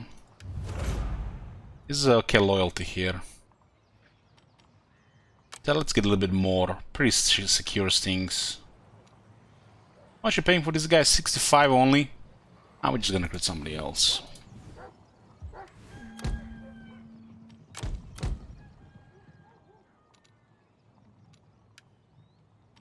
Our foes' days are numbered. This guy, it's like every now somebody has some kind of issue with loyalty, huh? I just see he needs a priest in his life. By no means. We await your commands. We need to select feared archers, and we need technology for range and other stuff.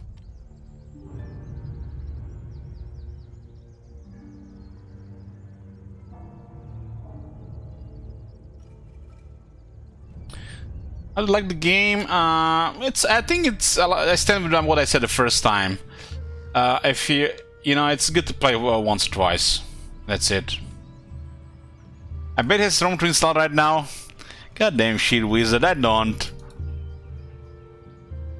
This is my installed games right now: Battle Brothers, Elden Ring, Europa Universalis 4, Gwent, Resident Evil Village, Beyond Earth, 5, 6 Civilization, Thrones of Britannia, Warhammer 3, Vampire Survivors, and Gladius.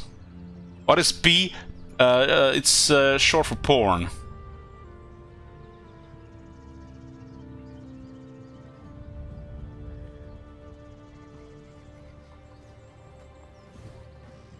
Has Beyond Earth installed still? I like Beyond Earth. So you just hit it then? God damn it. I uninstalled the ROM too. The only reason we played ROM 2 is because Shit Wizard donated $1,000. Since uninstalled. If I see $1,000, I play ROM 2. If I don't see it, I don't care about ROM 2 anymore. These days we can't do Immortal Emperors or Immortal Emperor Select campaign, so we gotta do what we gotta do.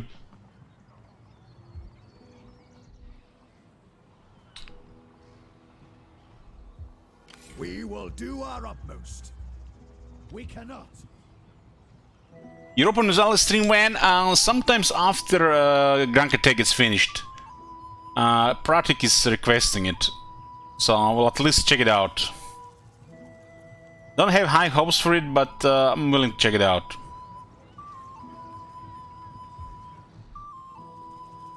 All forces in good order.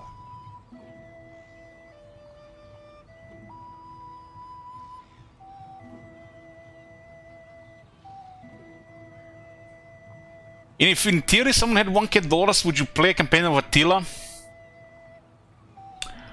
For 2+ days? Sure, I'll start it. But the whole campaign, no. The men have trained. Unless more days are added.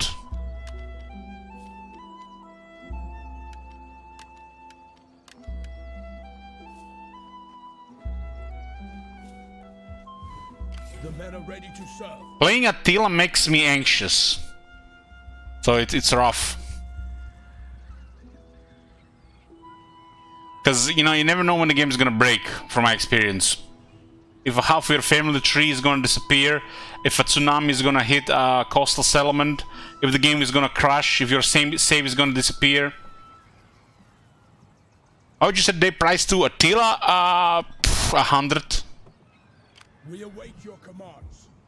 State your orders. We will do our utmost.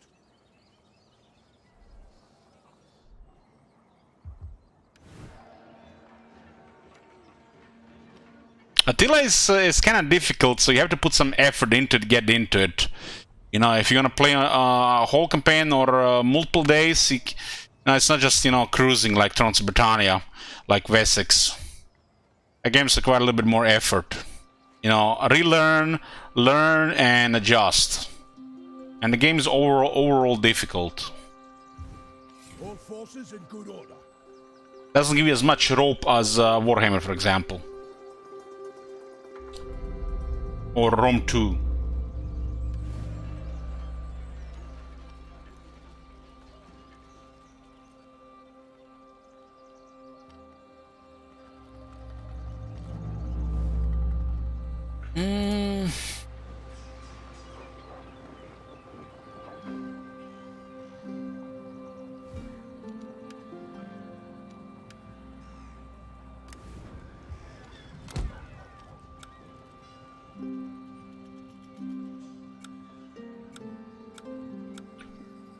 So, what the fuck is up with these market settlements? What am I missing here? It looks so bad. Where's the income on it?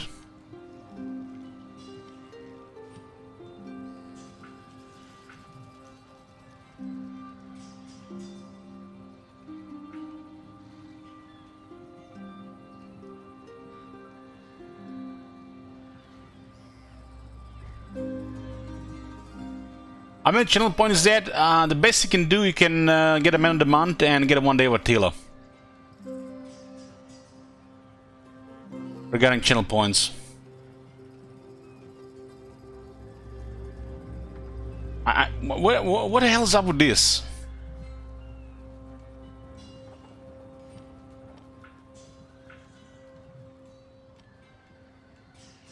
Plus 10% income commerce, but there's no commerce here. 134 and 85. I guess you need the higher tier for this to be worth it.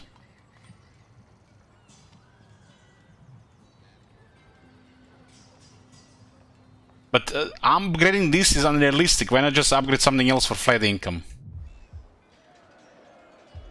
Like, why not just upgrade this? You get more income.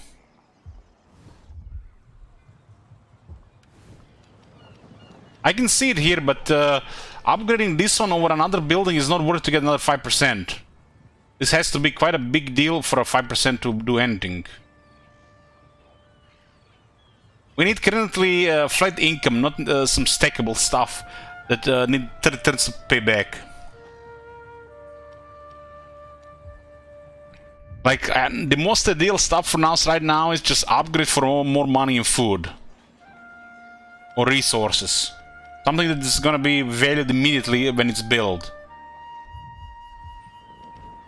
3,800 to get nothing?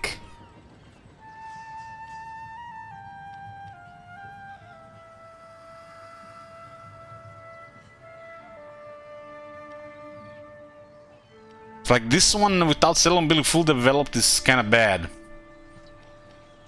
When you need some immediate income increase.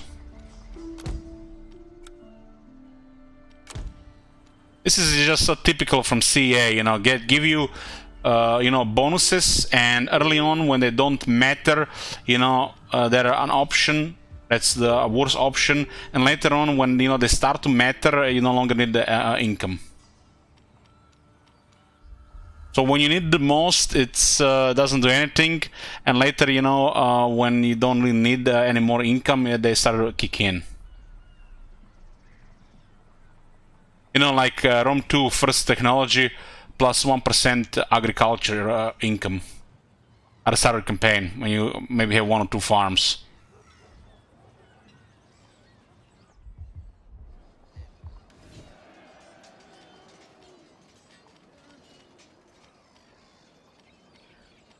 A lot of these buildings, not just in Attila, I mean Thrones of Britannia, but even in Warhammer 3, all the Total Wars, just if you take a calculator, if you get your smartphone and turn on the calculator and see how much you get and how long it's going to take to get this, most of it is not even worth building.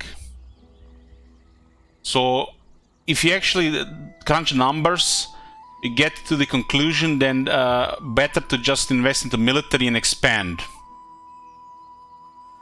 And then get the base infrastructure. We don't require massive upgrades to get minimal income increase. You're literally crippling your expansion by investing into a questionable cost infrastructure. We will stay the course. There's some obvious things like some obvious things that will increase money. Like this province will be big money. This is like whatever you click here is going to generate money. That's like an exception to the rule.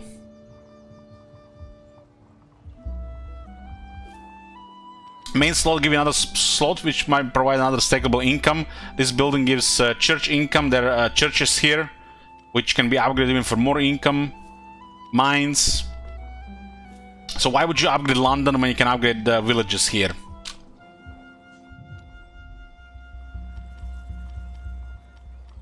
Let's get 2 of these buildings for immediate income increase instead of just getting this plus another building which you can't even afford for nothing.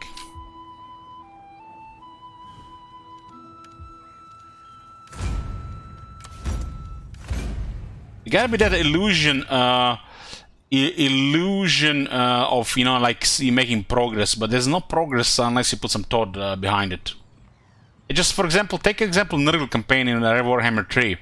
You won't be able to progress without increasing military. And without increasing military, you won't be able to get economy. That is a little bit bizarre.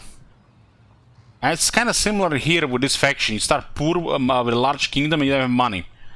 So unless you put your money into military to get money from the battles expanding, or putting pressure in your treasury by getting a high military, there will be no progress. Trying to upgrade here, here, and here to get like plus 300 for 6,000. Not gonna do much. When they can put a pressure on you. Nurgle, if you don't go negative, you can't really progress properly. So you have to really spend, invest all of the economy into military to actually get the money back. And progress. And how many people heads is this going to work? How, like the greenskins, how are people gonna realize they have to go negative to be very successful? And not many are useful to play with negative treasure, right? Like a couple of thousand treasury and like negative per turn. If you don't understand this with some factions or these numbers, it's like feel like you're just making it more difficult for yourself.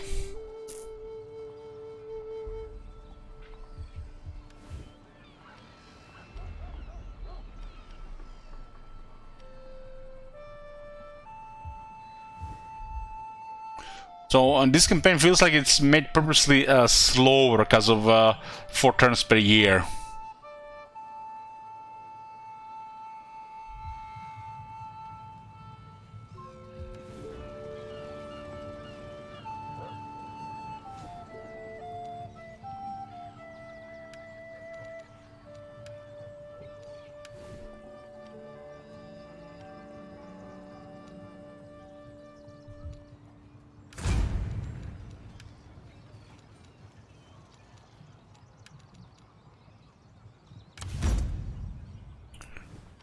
How many states do we have on the king?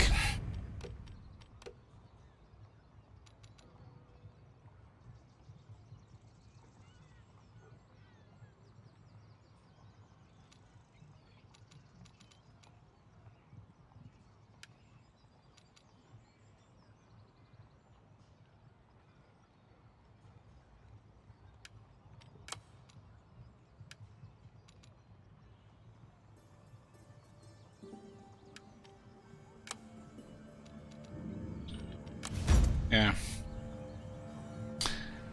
Hey, mods. We defeated our enemy's armies right now, and their lanes are now exposed to our attacks. My men yearn to prove themselves.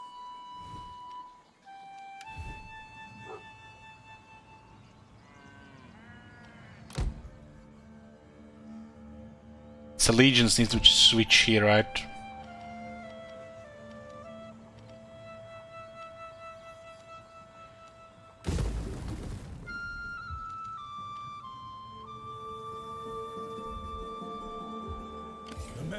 So these green guys have enemies here, but they still keep an army here.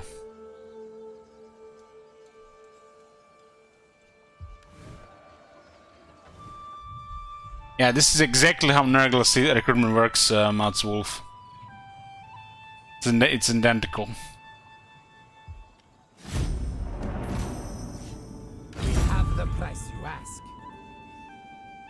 1200 for peace treaty, they're beaten. So We need to get rid of these invaders. These guys recruit another army there and then merge units.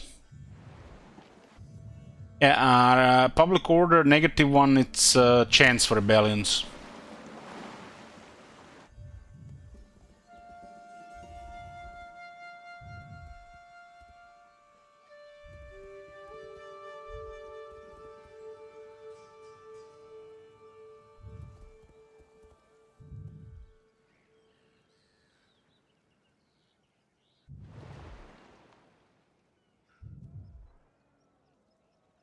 I think in Total War games, factions should have manpower. This manpower should be respected by both the player and the AI. You do wars, you drop manpower. You have ways to increase manpower by managing the campaign, you know, your lands. You have casualties in war. It's harder to recover, you know, new troops. People getting unhappy because you're sending more men to war. And, you know, casualties and the army size should be respected, not just created out of thin air. Manpower should be like a base for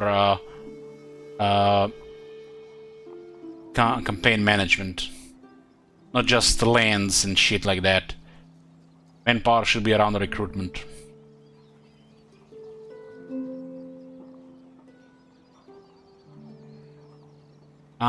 Speaking of manpower, I played EU4. I haven't played EU4 now.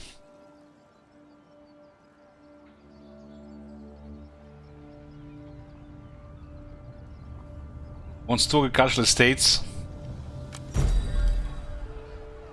Why is it always this bad events are happening?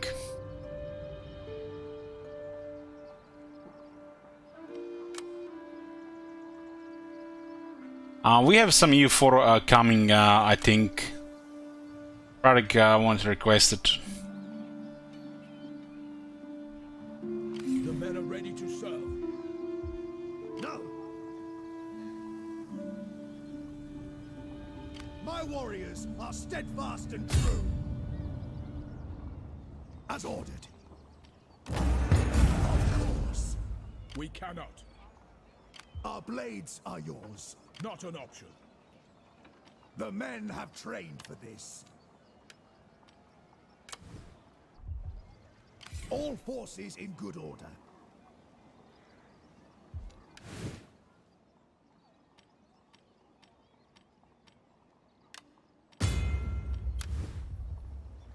We're gonna push on these guys to eliminate this faction. Our vassal is coming as well. The men are ready to serve. We await your commands. Can't be done. We will do our Going to bait an attack here so they don't recruit. No, all forces in good order. not possible.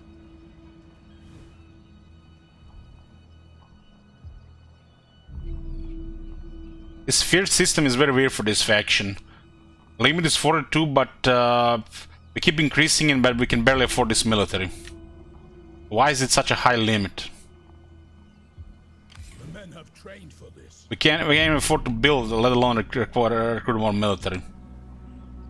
This system is totally off.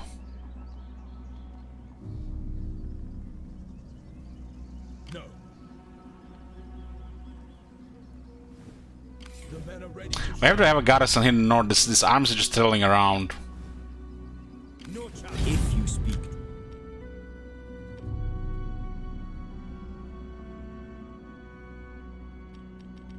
It's kind of bizarre how these guys moved around.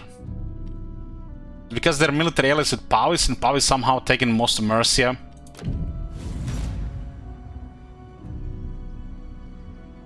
We await your commands.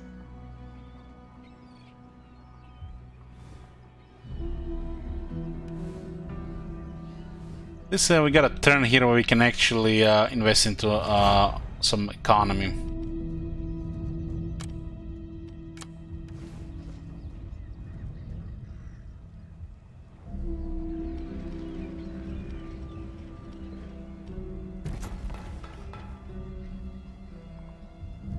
We are the coming power. Can eliminate their vassal here. They got 3 more settlements.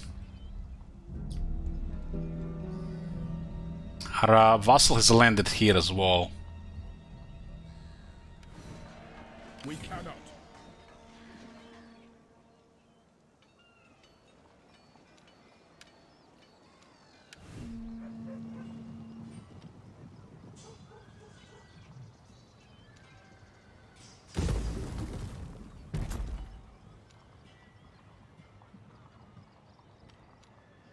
Should auto repair.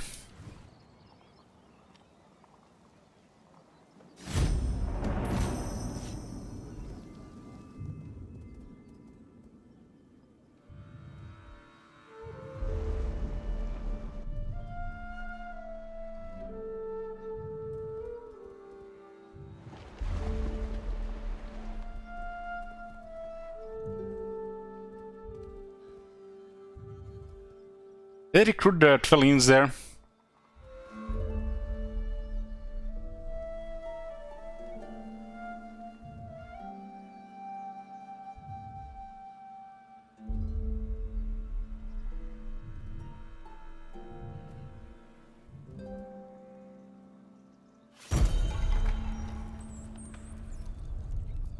Guys are gone.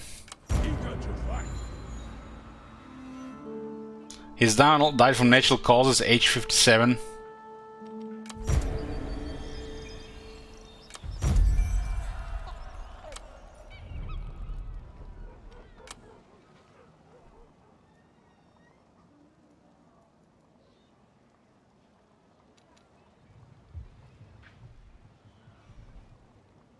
Not possible.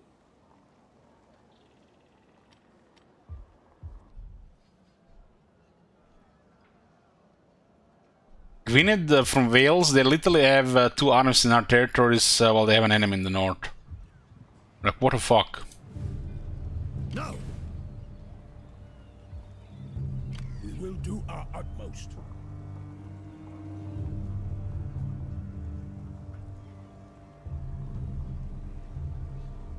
We await your commands. Not They possible. just added a bunch of units here.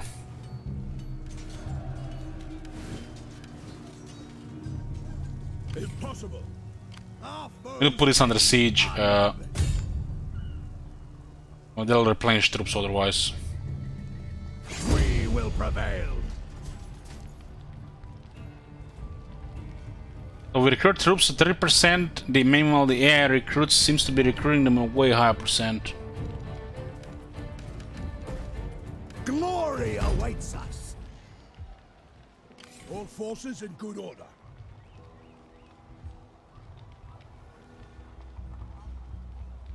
On the march! The men have trained for this.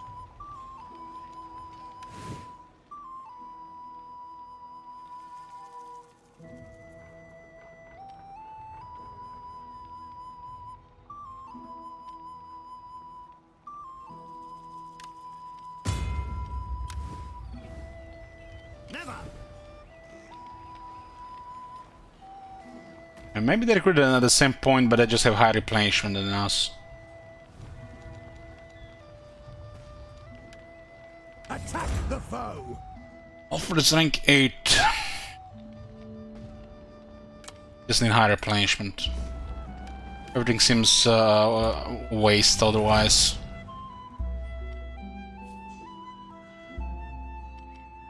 Priests, they don't have loyalty issues, otherwise you have to spend money for it.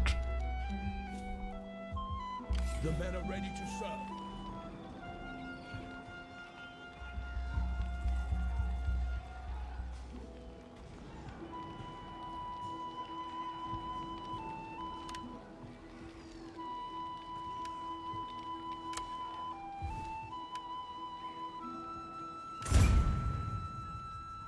This one has a governance slot available.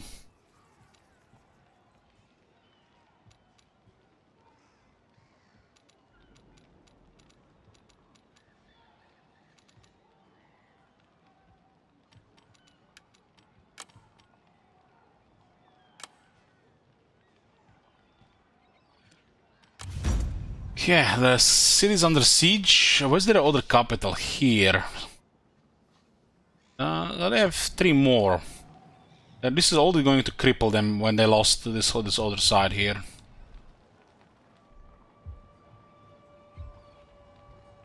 Also have to clear these guys here. These guys are very limited.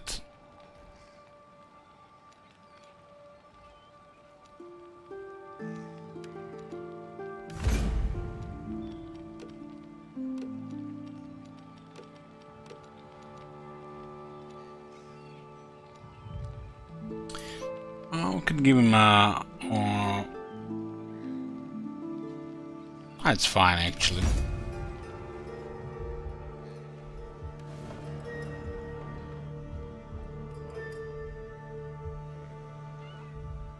Well, we could buff economy here.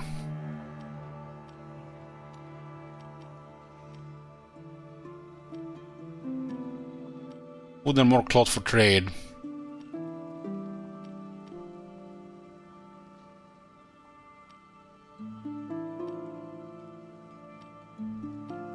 This one scales a little bit better with the core building.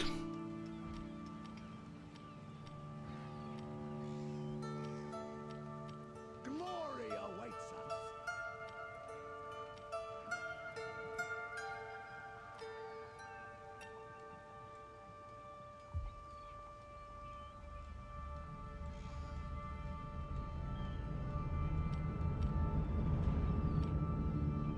But we do need food too.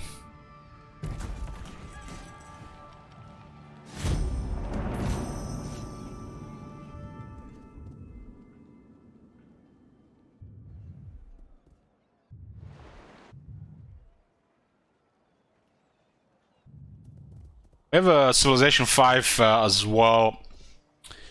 The goal was complete, so we'll play Civilization 5 probably by the end of the month. Another game of Civilization 5.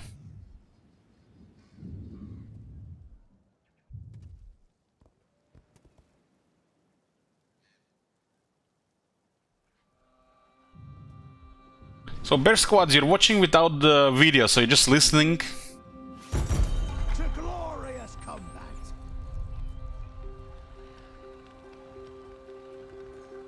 You have video, but it's an icon. You're telling streamer that you're watching without video when you have that one.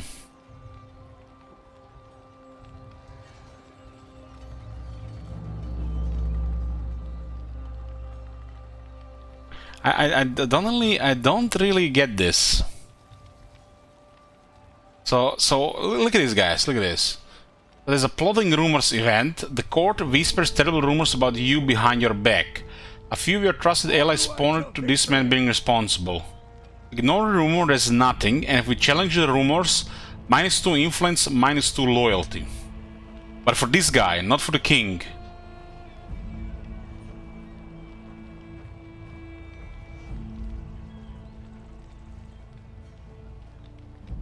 Only if we challenge them, we actually give them some credit. And why is this guy getting loyalty and influence negatives? And why would we do this? This shit makes no sense to me.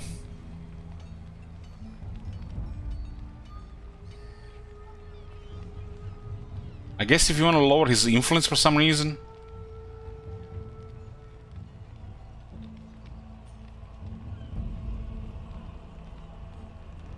But then you have problem with his loyalty, so it's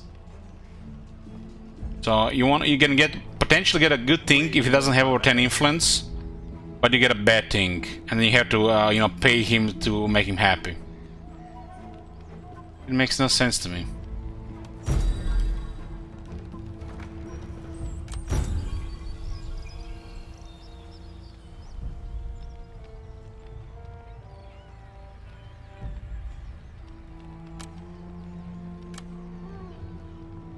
Not possible.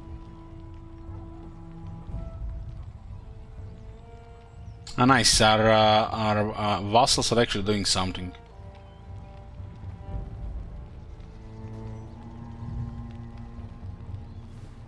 We await your commands.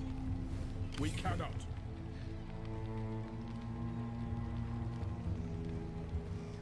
We will do our utmost. He retreated, but he had an encampment. To glorious combat! What do you guys think if the vassals are going to your war? If you have a vassal, let's say they have 2 territories, and if they're going to your war, what gives them right to expand?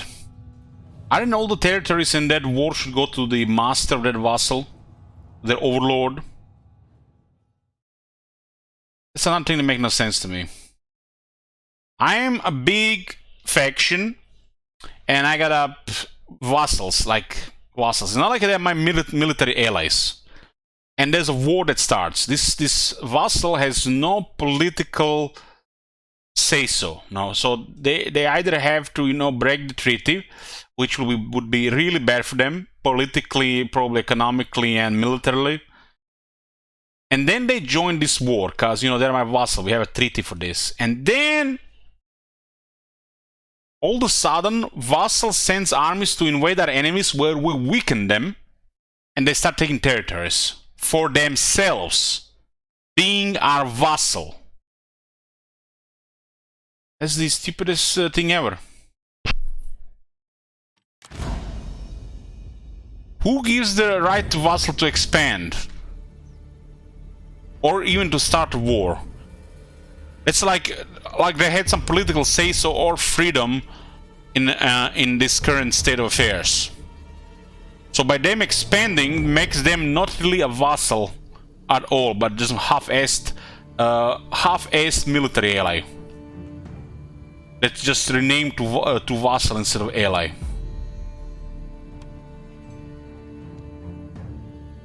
Eager to fight. Axeman!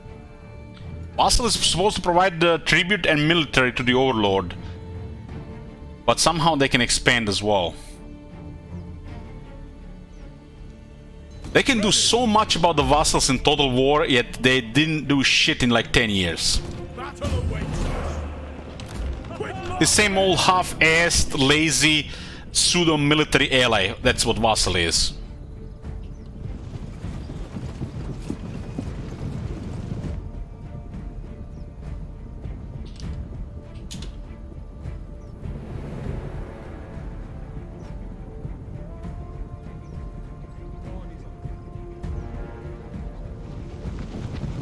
Awaiting orders.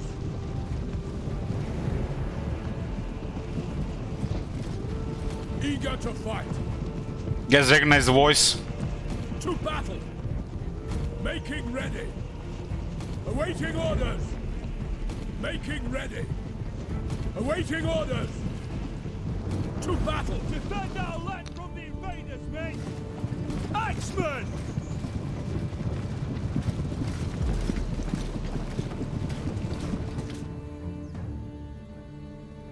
We'll slay them to a man. Ready. It shall be.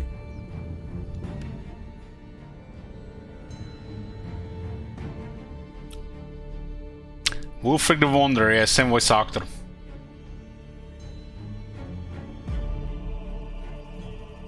This is Mamarati. Go away, Zalowski.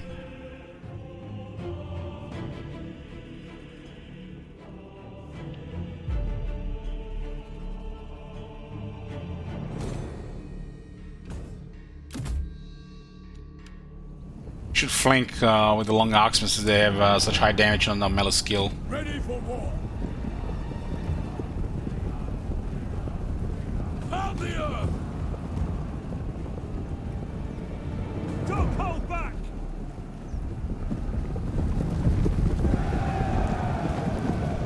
Pull them down.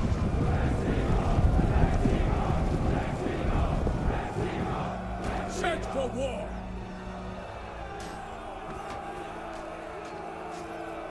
Warlord's companions, they're outnumbered though. They have axes? Oh, swords, okay. Oh, it's a sword grinder. Ready. Faster.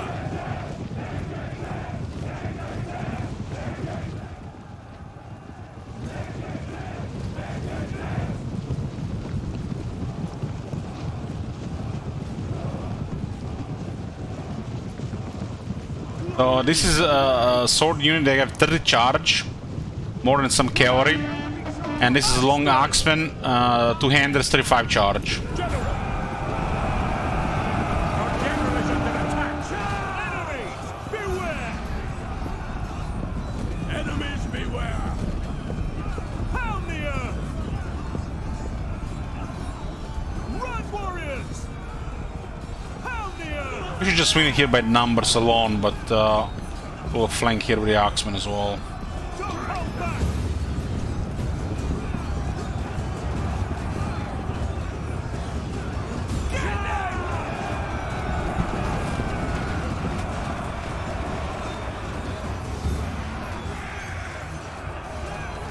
These guys are weak to swords though, especially without numbers. Only 17 armor.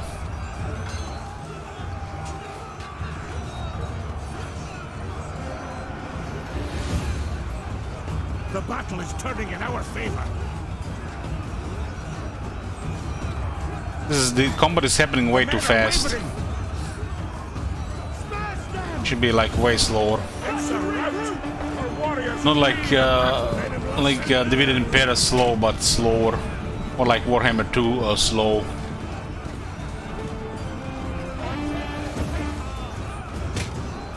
to battle. Battle awaits us.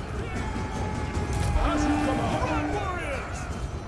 On the double!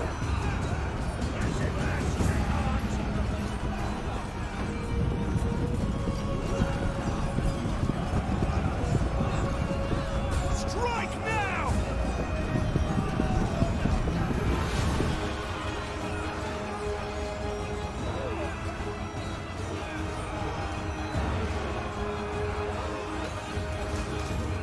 The general should die soon.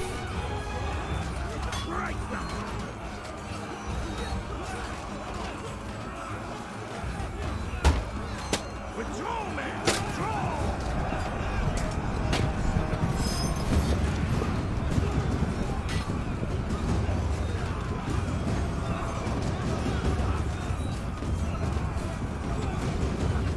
The men are leaving the field. Ready! Hit hard!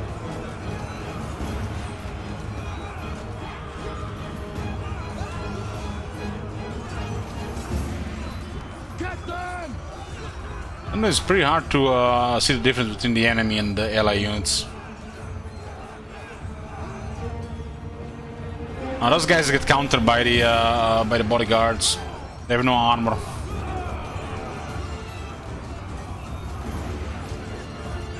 The men have lost their nerve! We are victorious! Enemies beware! How is their general still alive?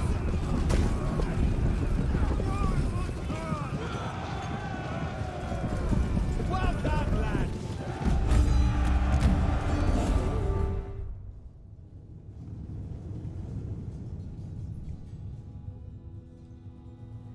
The long axemen, the levies only have 17 armor. They die to quality swords like butter. They can only do some flanking damage and die.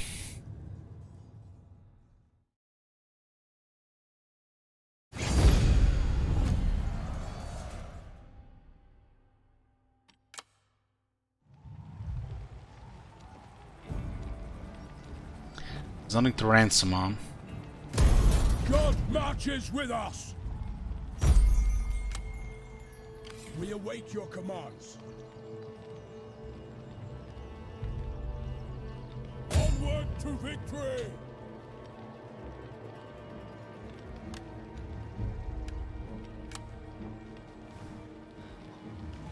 We will prevail! This guy, there's che è loyalty 4.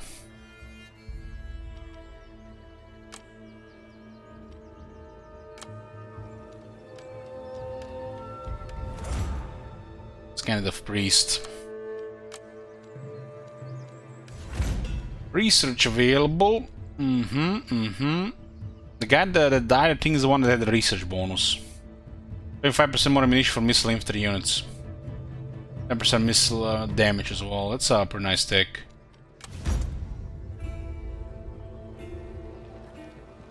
The men are ready to serve. This army here is kind of doing nothing. It's like crows. Jurby. Welcome at my door.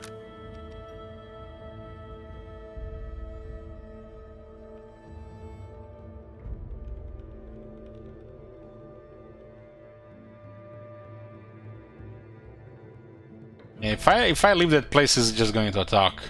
They came from the north. We got no friends. I guess we might as well start the conflict here. We cannot. The problem is their army might be more than a match for our army, because these ones are just still fresh. We got a little bit better rate of fire, 1 more ammunition, and 2 more accuracy. The feared archers. Leave none alive. Do not falter. Okay, this is another city from these guys.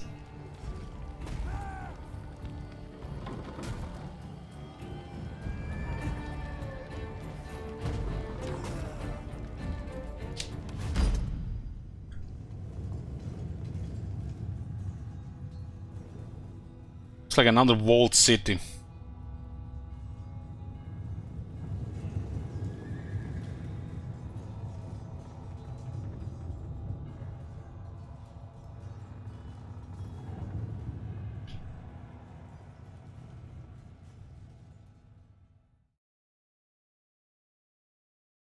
Got a pretty good army for siege. Okay, deal. We don't have much range left.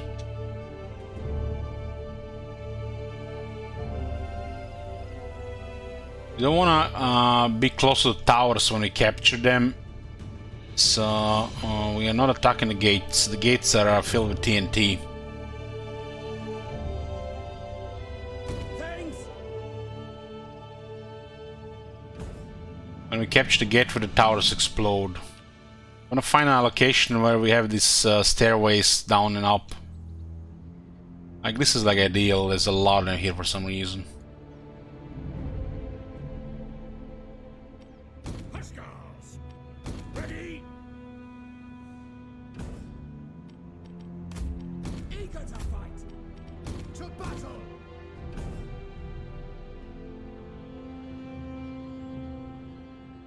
When they invent dynamite, was it the 17th century?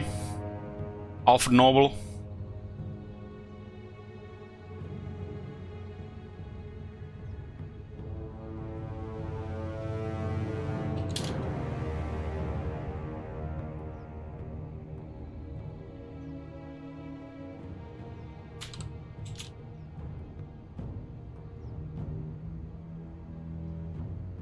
That was the 19th century.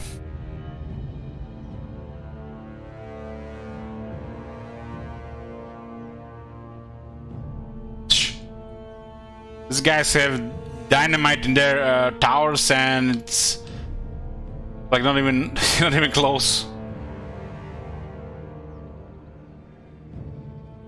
I don't know why they put dynamite in Attila and TOB towers. This shit is just broken. Not even the lead developer knew there was a dynamite in those towers when he played the game. Thames! Thames!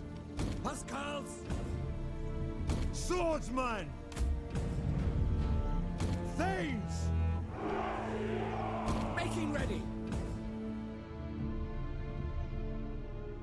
Swordsman! Ready for war! Making ready. The ram here, huh?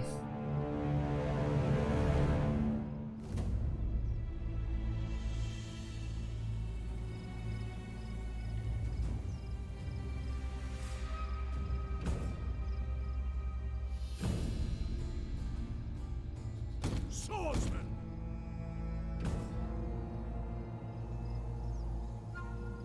Well, gunpowder is one thing, dynamite is another thing.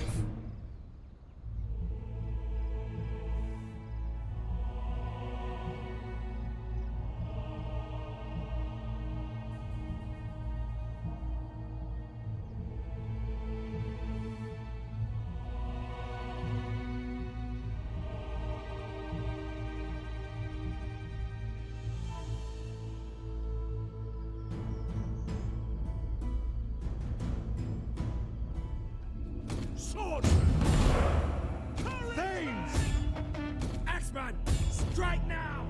Hit hard! Dismantle their defenses! Thames! Don't hold back! Chains! Chains! Take the fight to the earth!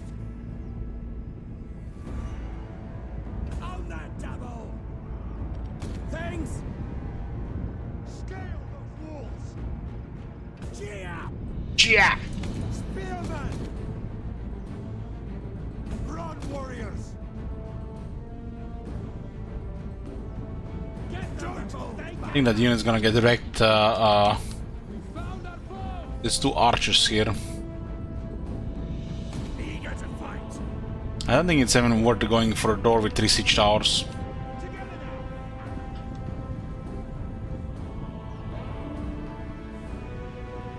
It looks like they split their army for some reason. What did they have? We had any reinforcements here?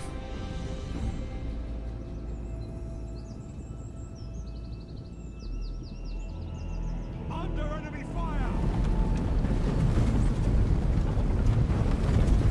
Missiles, watch it! We're under fire! Missiles, watch it! Pound the earth! The enemy approaches! Under enemy fire! The siege towers are almost as fantasy as Warhammer is. Under enemy fire! I don't think anybody had even know how to build the siege towers in these times. Maybe in the Eastern world, in the close to Middle East, Byzantines. I think English are clueless about this technology. Maybe they build larger and smaller towers. Huge towers like this? I don't think so. Swordsman! It's more a Roman thing. Incoming! These are old Roman walls. Dismantle their defenses! I don't think anybody inspired technology to build these towers. Shields up!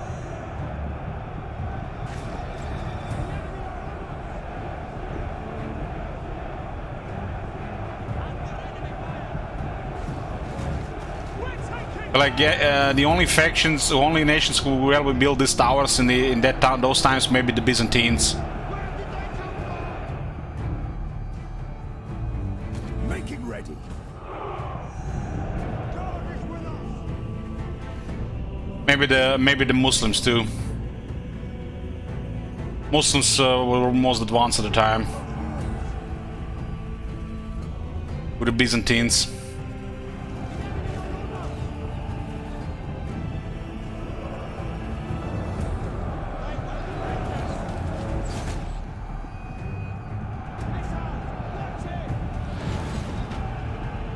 Brace for enemy charge!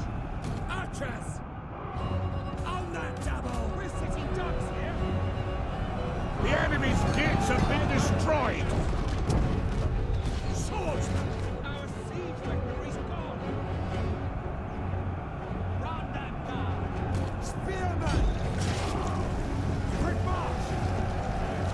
Swordsman! Oh, there's this thing called the coast, you know, between Alexandria and Antioch. Not all sand. Awaiting orders! We hear and obey! Eager to fight! Set for war! Pound the air! Eager to fight! Don't hold back!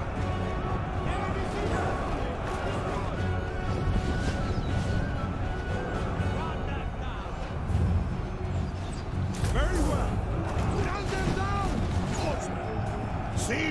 They flee before our might!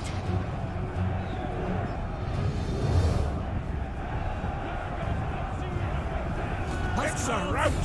Our warriors flee the battle! Doesn't seem like the gateway is ever worth attacking when you have 3 siege towers.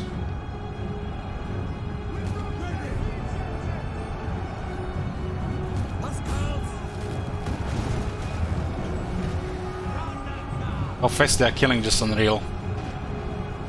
Like black orcs charging goblins. Strike now! Our men have rallied. Annihilate them! Axeman! Attack! Yours to command. Thieves! Hit hard!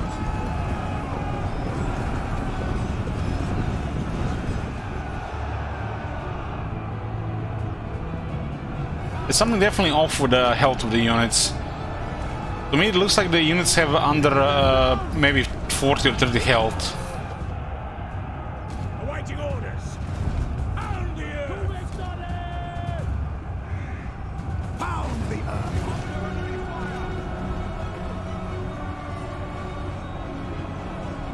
Get them! Swordsman! Annihilate them! Ready for war! How are these units getting killed now? They must have gotten shot by range. This guy? Yeah. Hit hard! Swordsman. Tanks. Run, warriors! Javelin like this can kill that unit, no problem. Turn tail and run, the cowards. Ready! Abandon the field! Axeman! Javelin just have ridiculous damage, like they're shooting guns. Set for war! Now most of the units have arrived at this side. Swordsman. All is set. Axeman. Agreed. Ready for war. Swordsman. Battle awaits us! Quick march! Don't hold back! Making ready! Pound the earth! Thieves! Spearmen! Thieves! Don't hold back! On the double!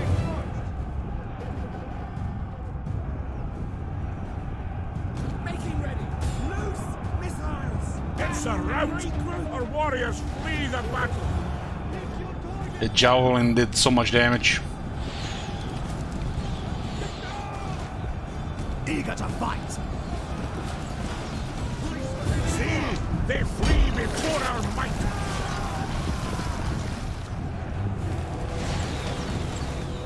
Making ready. We're here. Run, warriors! Shields up! Thieves! Faster!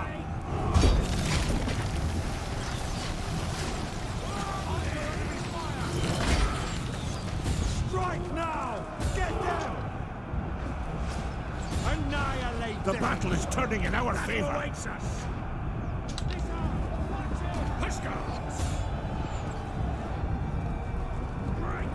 A little bit costly getting in the sea on the left side.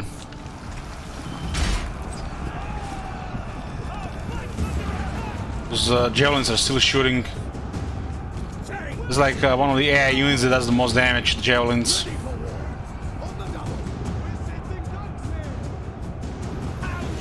We have captured the gates.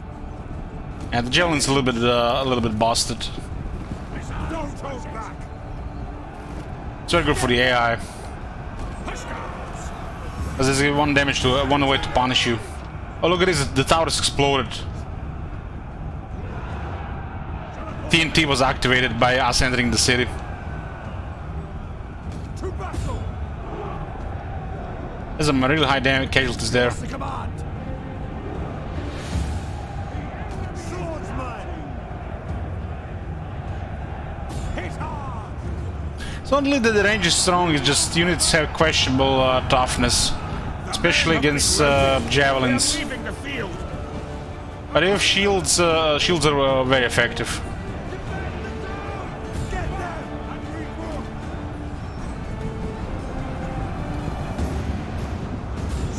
Don't worry, if you find some Roman engineer able to repair them in a few turns. Ready! Jesus. Quick march!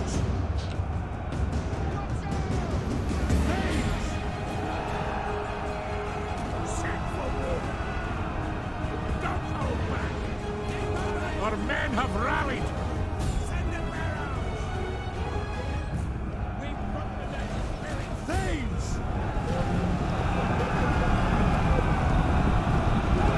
They just hugged them.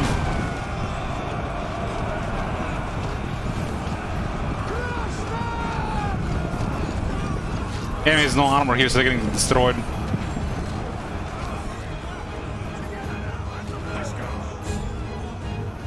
It's a rout! Our warriors flee the battle! Eager to fight. I think they're mostly out now, so we can send the general.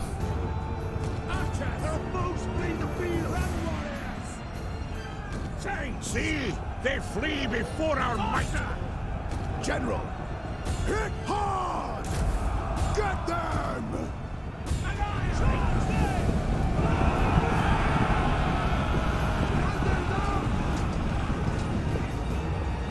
I didn't even expect that much casualties here, but sure, it's a siege after all. Had more troops than usual.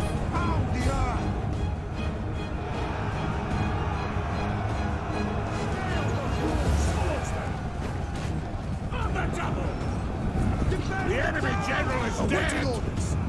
Chains! I think the javelin killed a lot. Swords held together, men.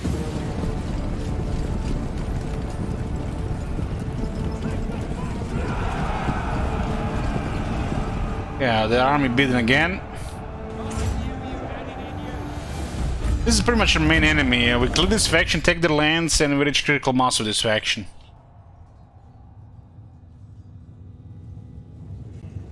One swordsman got 500 kills. The javelins got 30 and 41 kills. The general 150. I lost another capital. I lost one of the Royal Huskarls. I think they got focused down.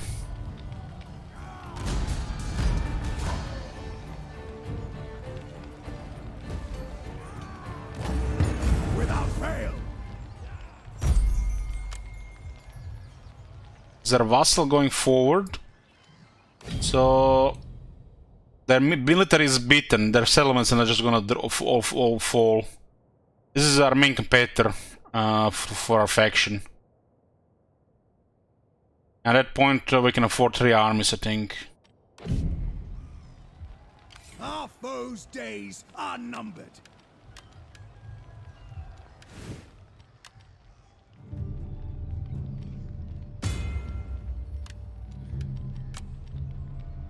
I have 50 for that one. We should get it to start replenishing. We are the coming power. Want 2 of this in the army.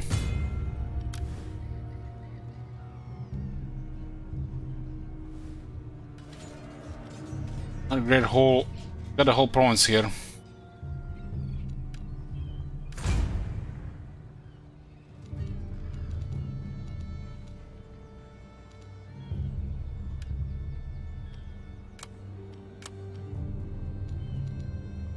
They'll get the shit loyalty when you recruit them.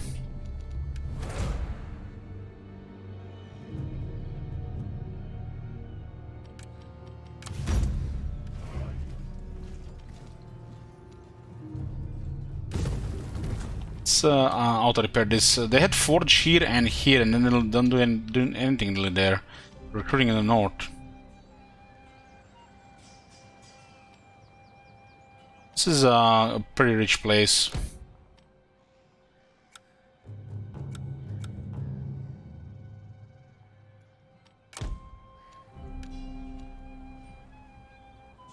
Buildings -3, events -2, allegiance -7.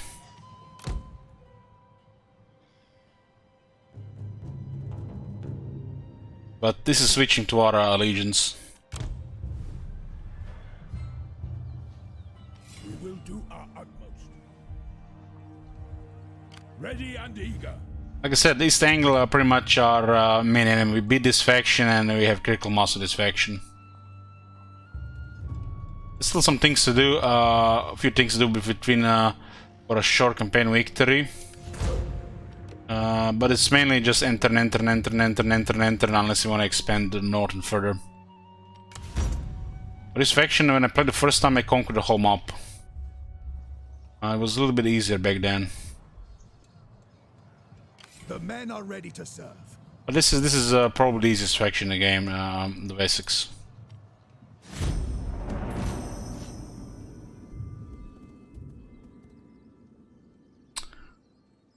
I think tomorrow we're gonna play some Gwent and Vampire Diaries, Vampire Survivors.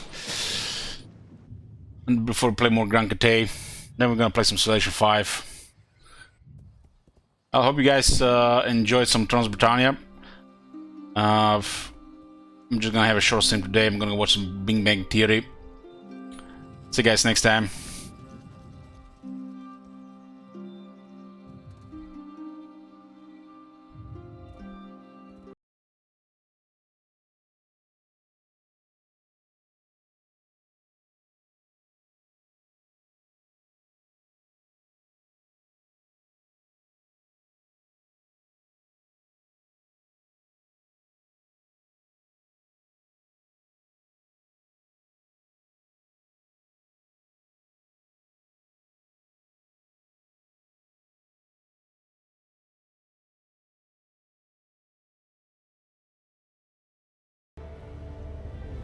Before I go, guys, look at this DLC button. Where's the DLC for this game? Cancelled, all cancelled, didn't even patch the interface. Thanks, Legend of War.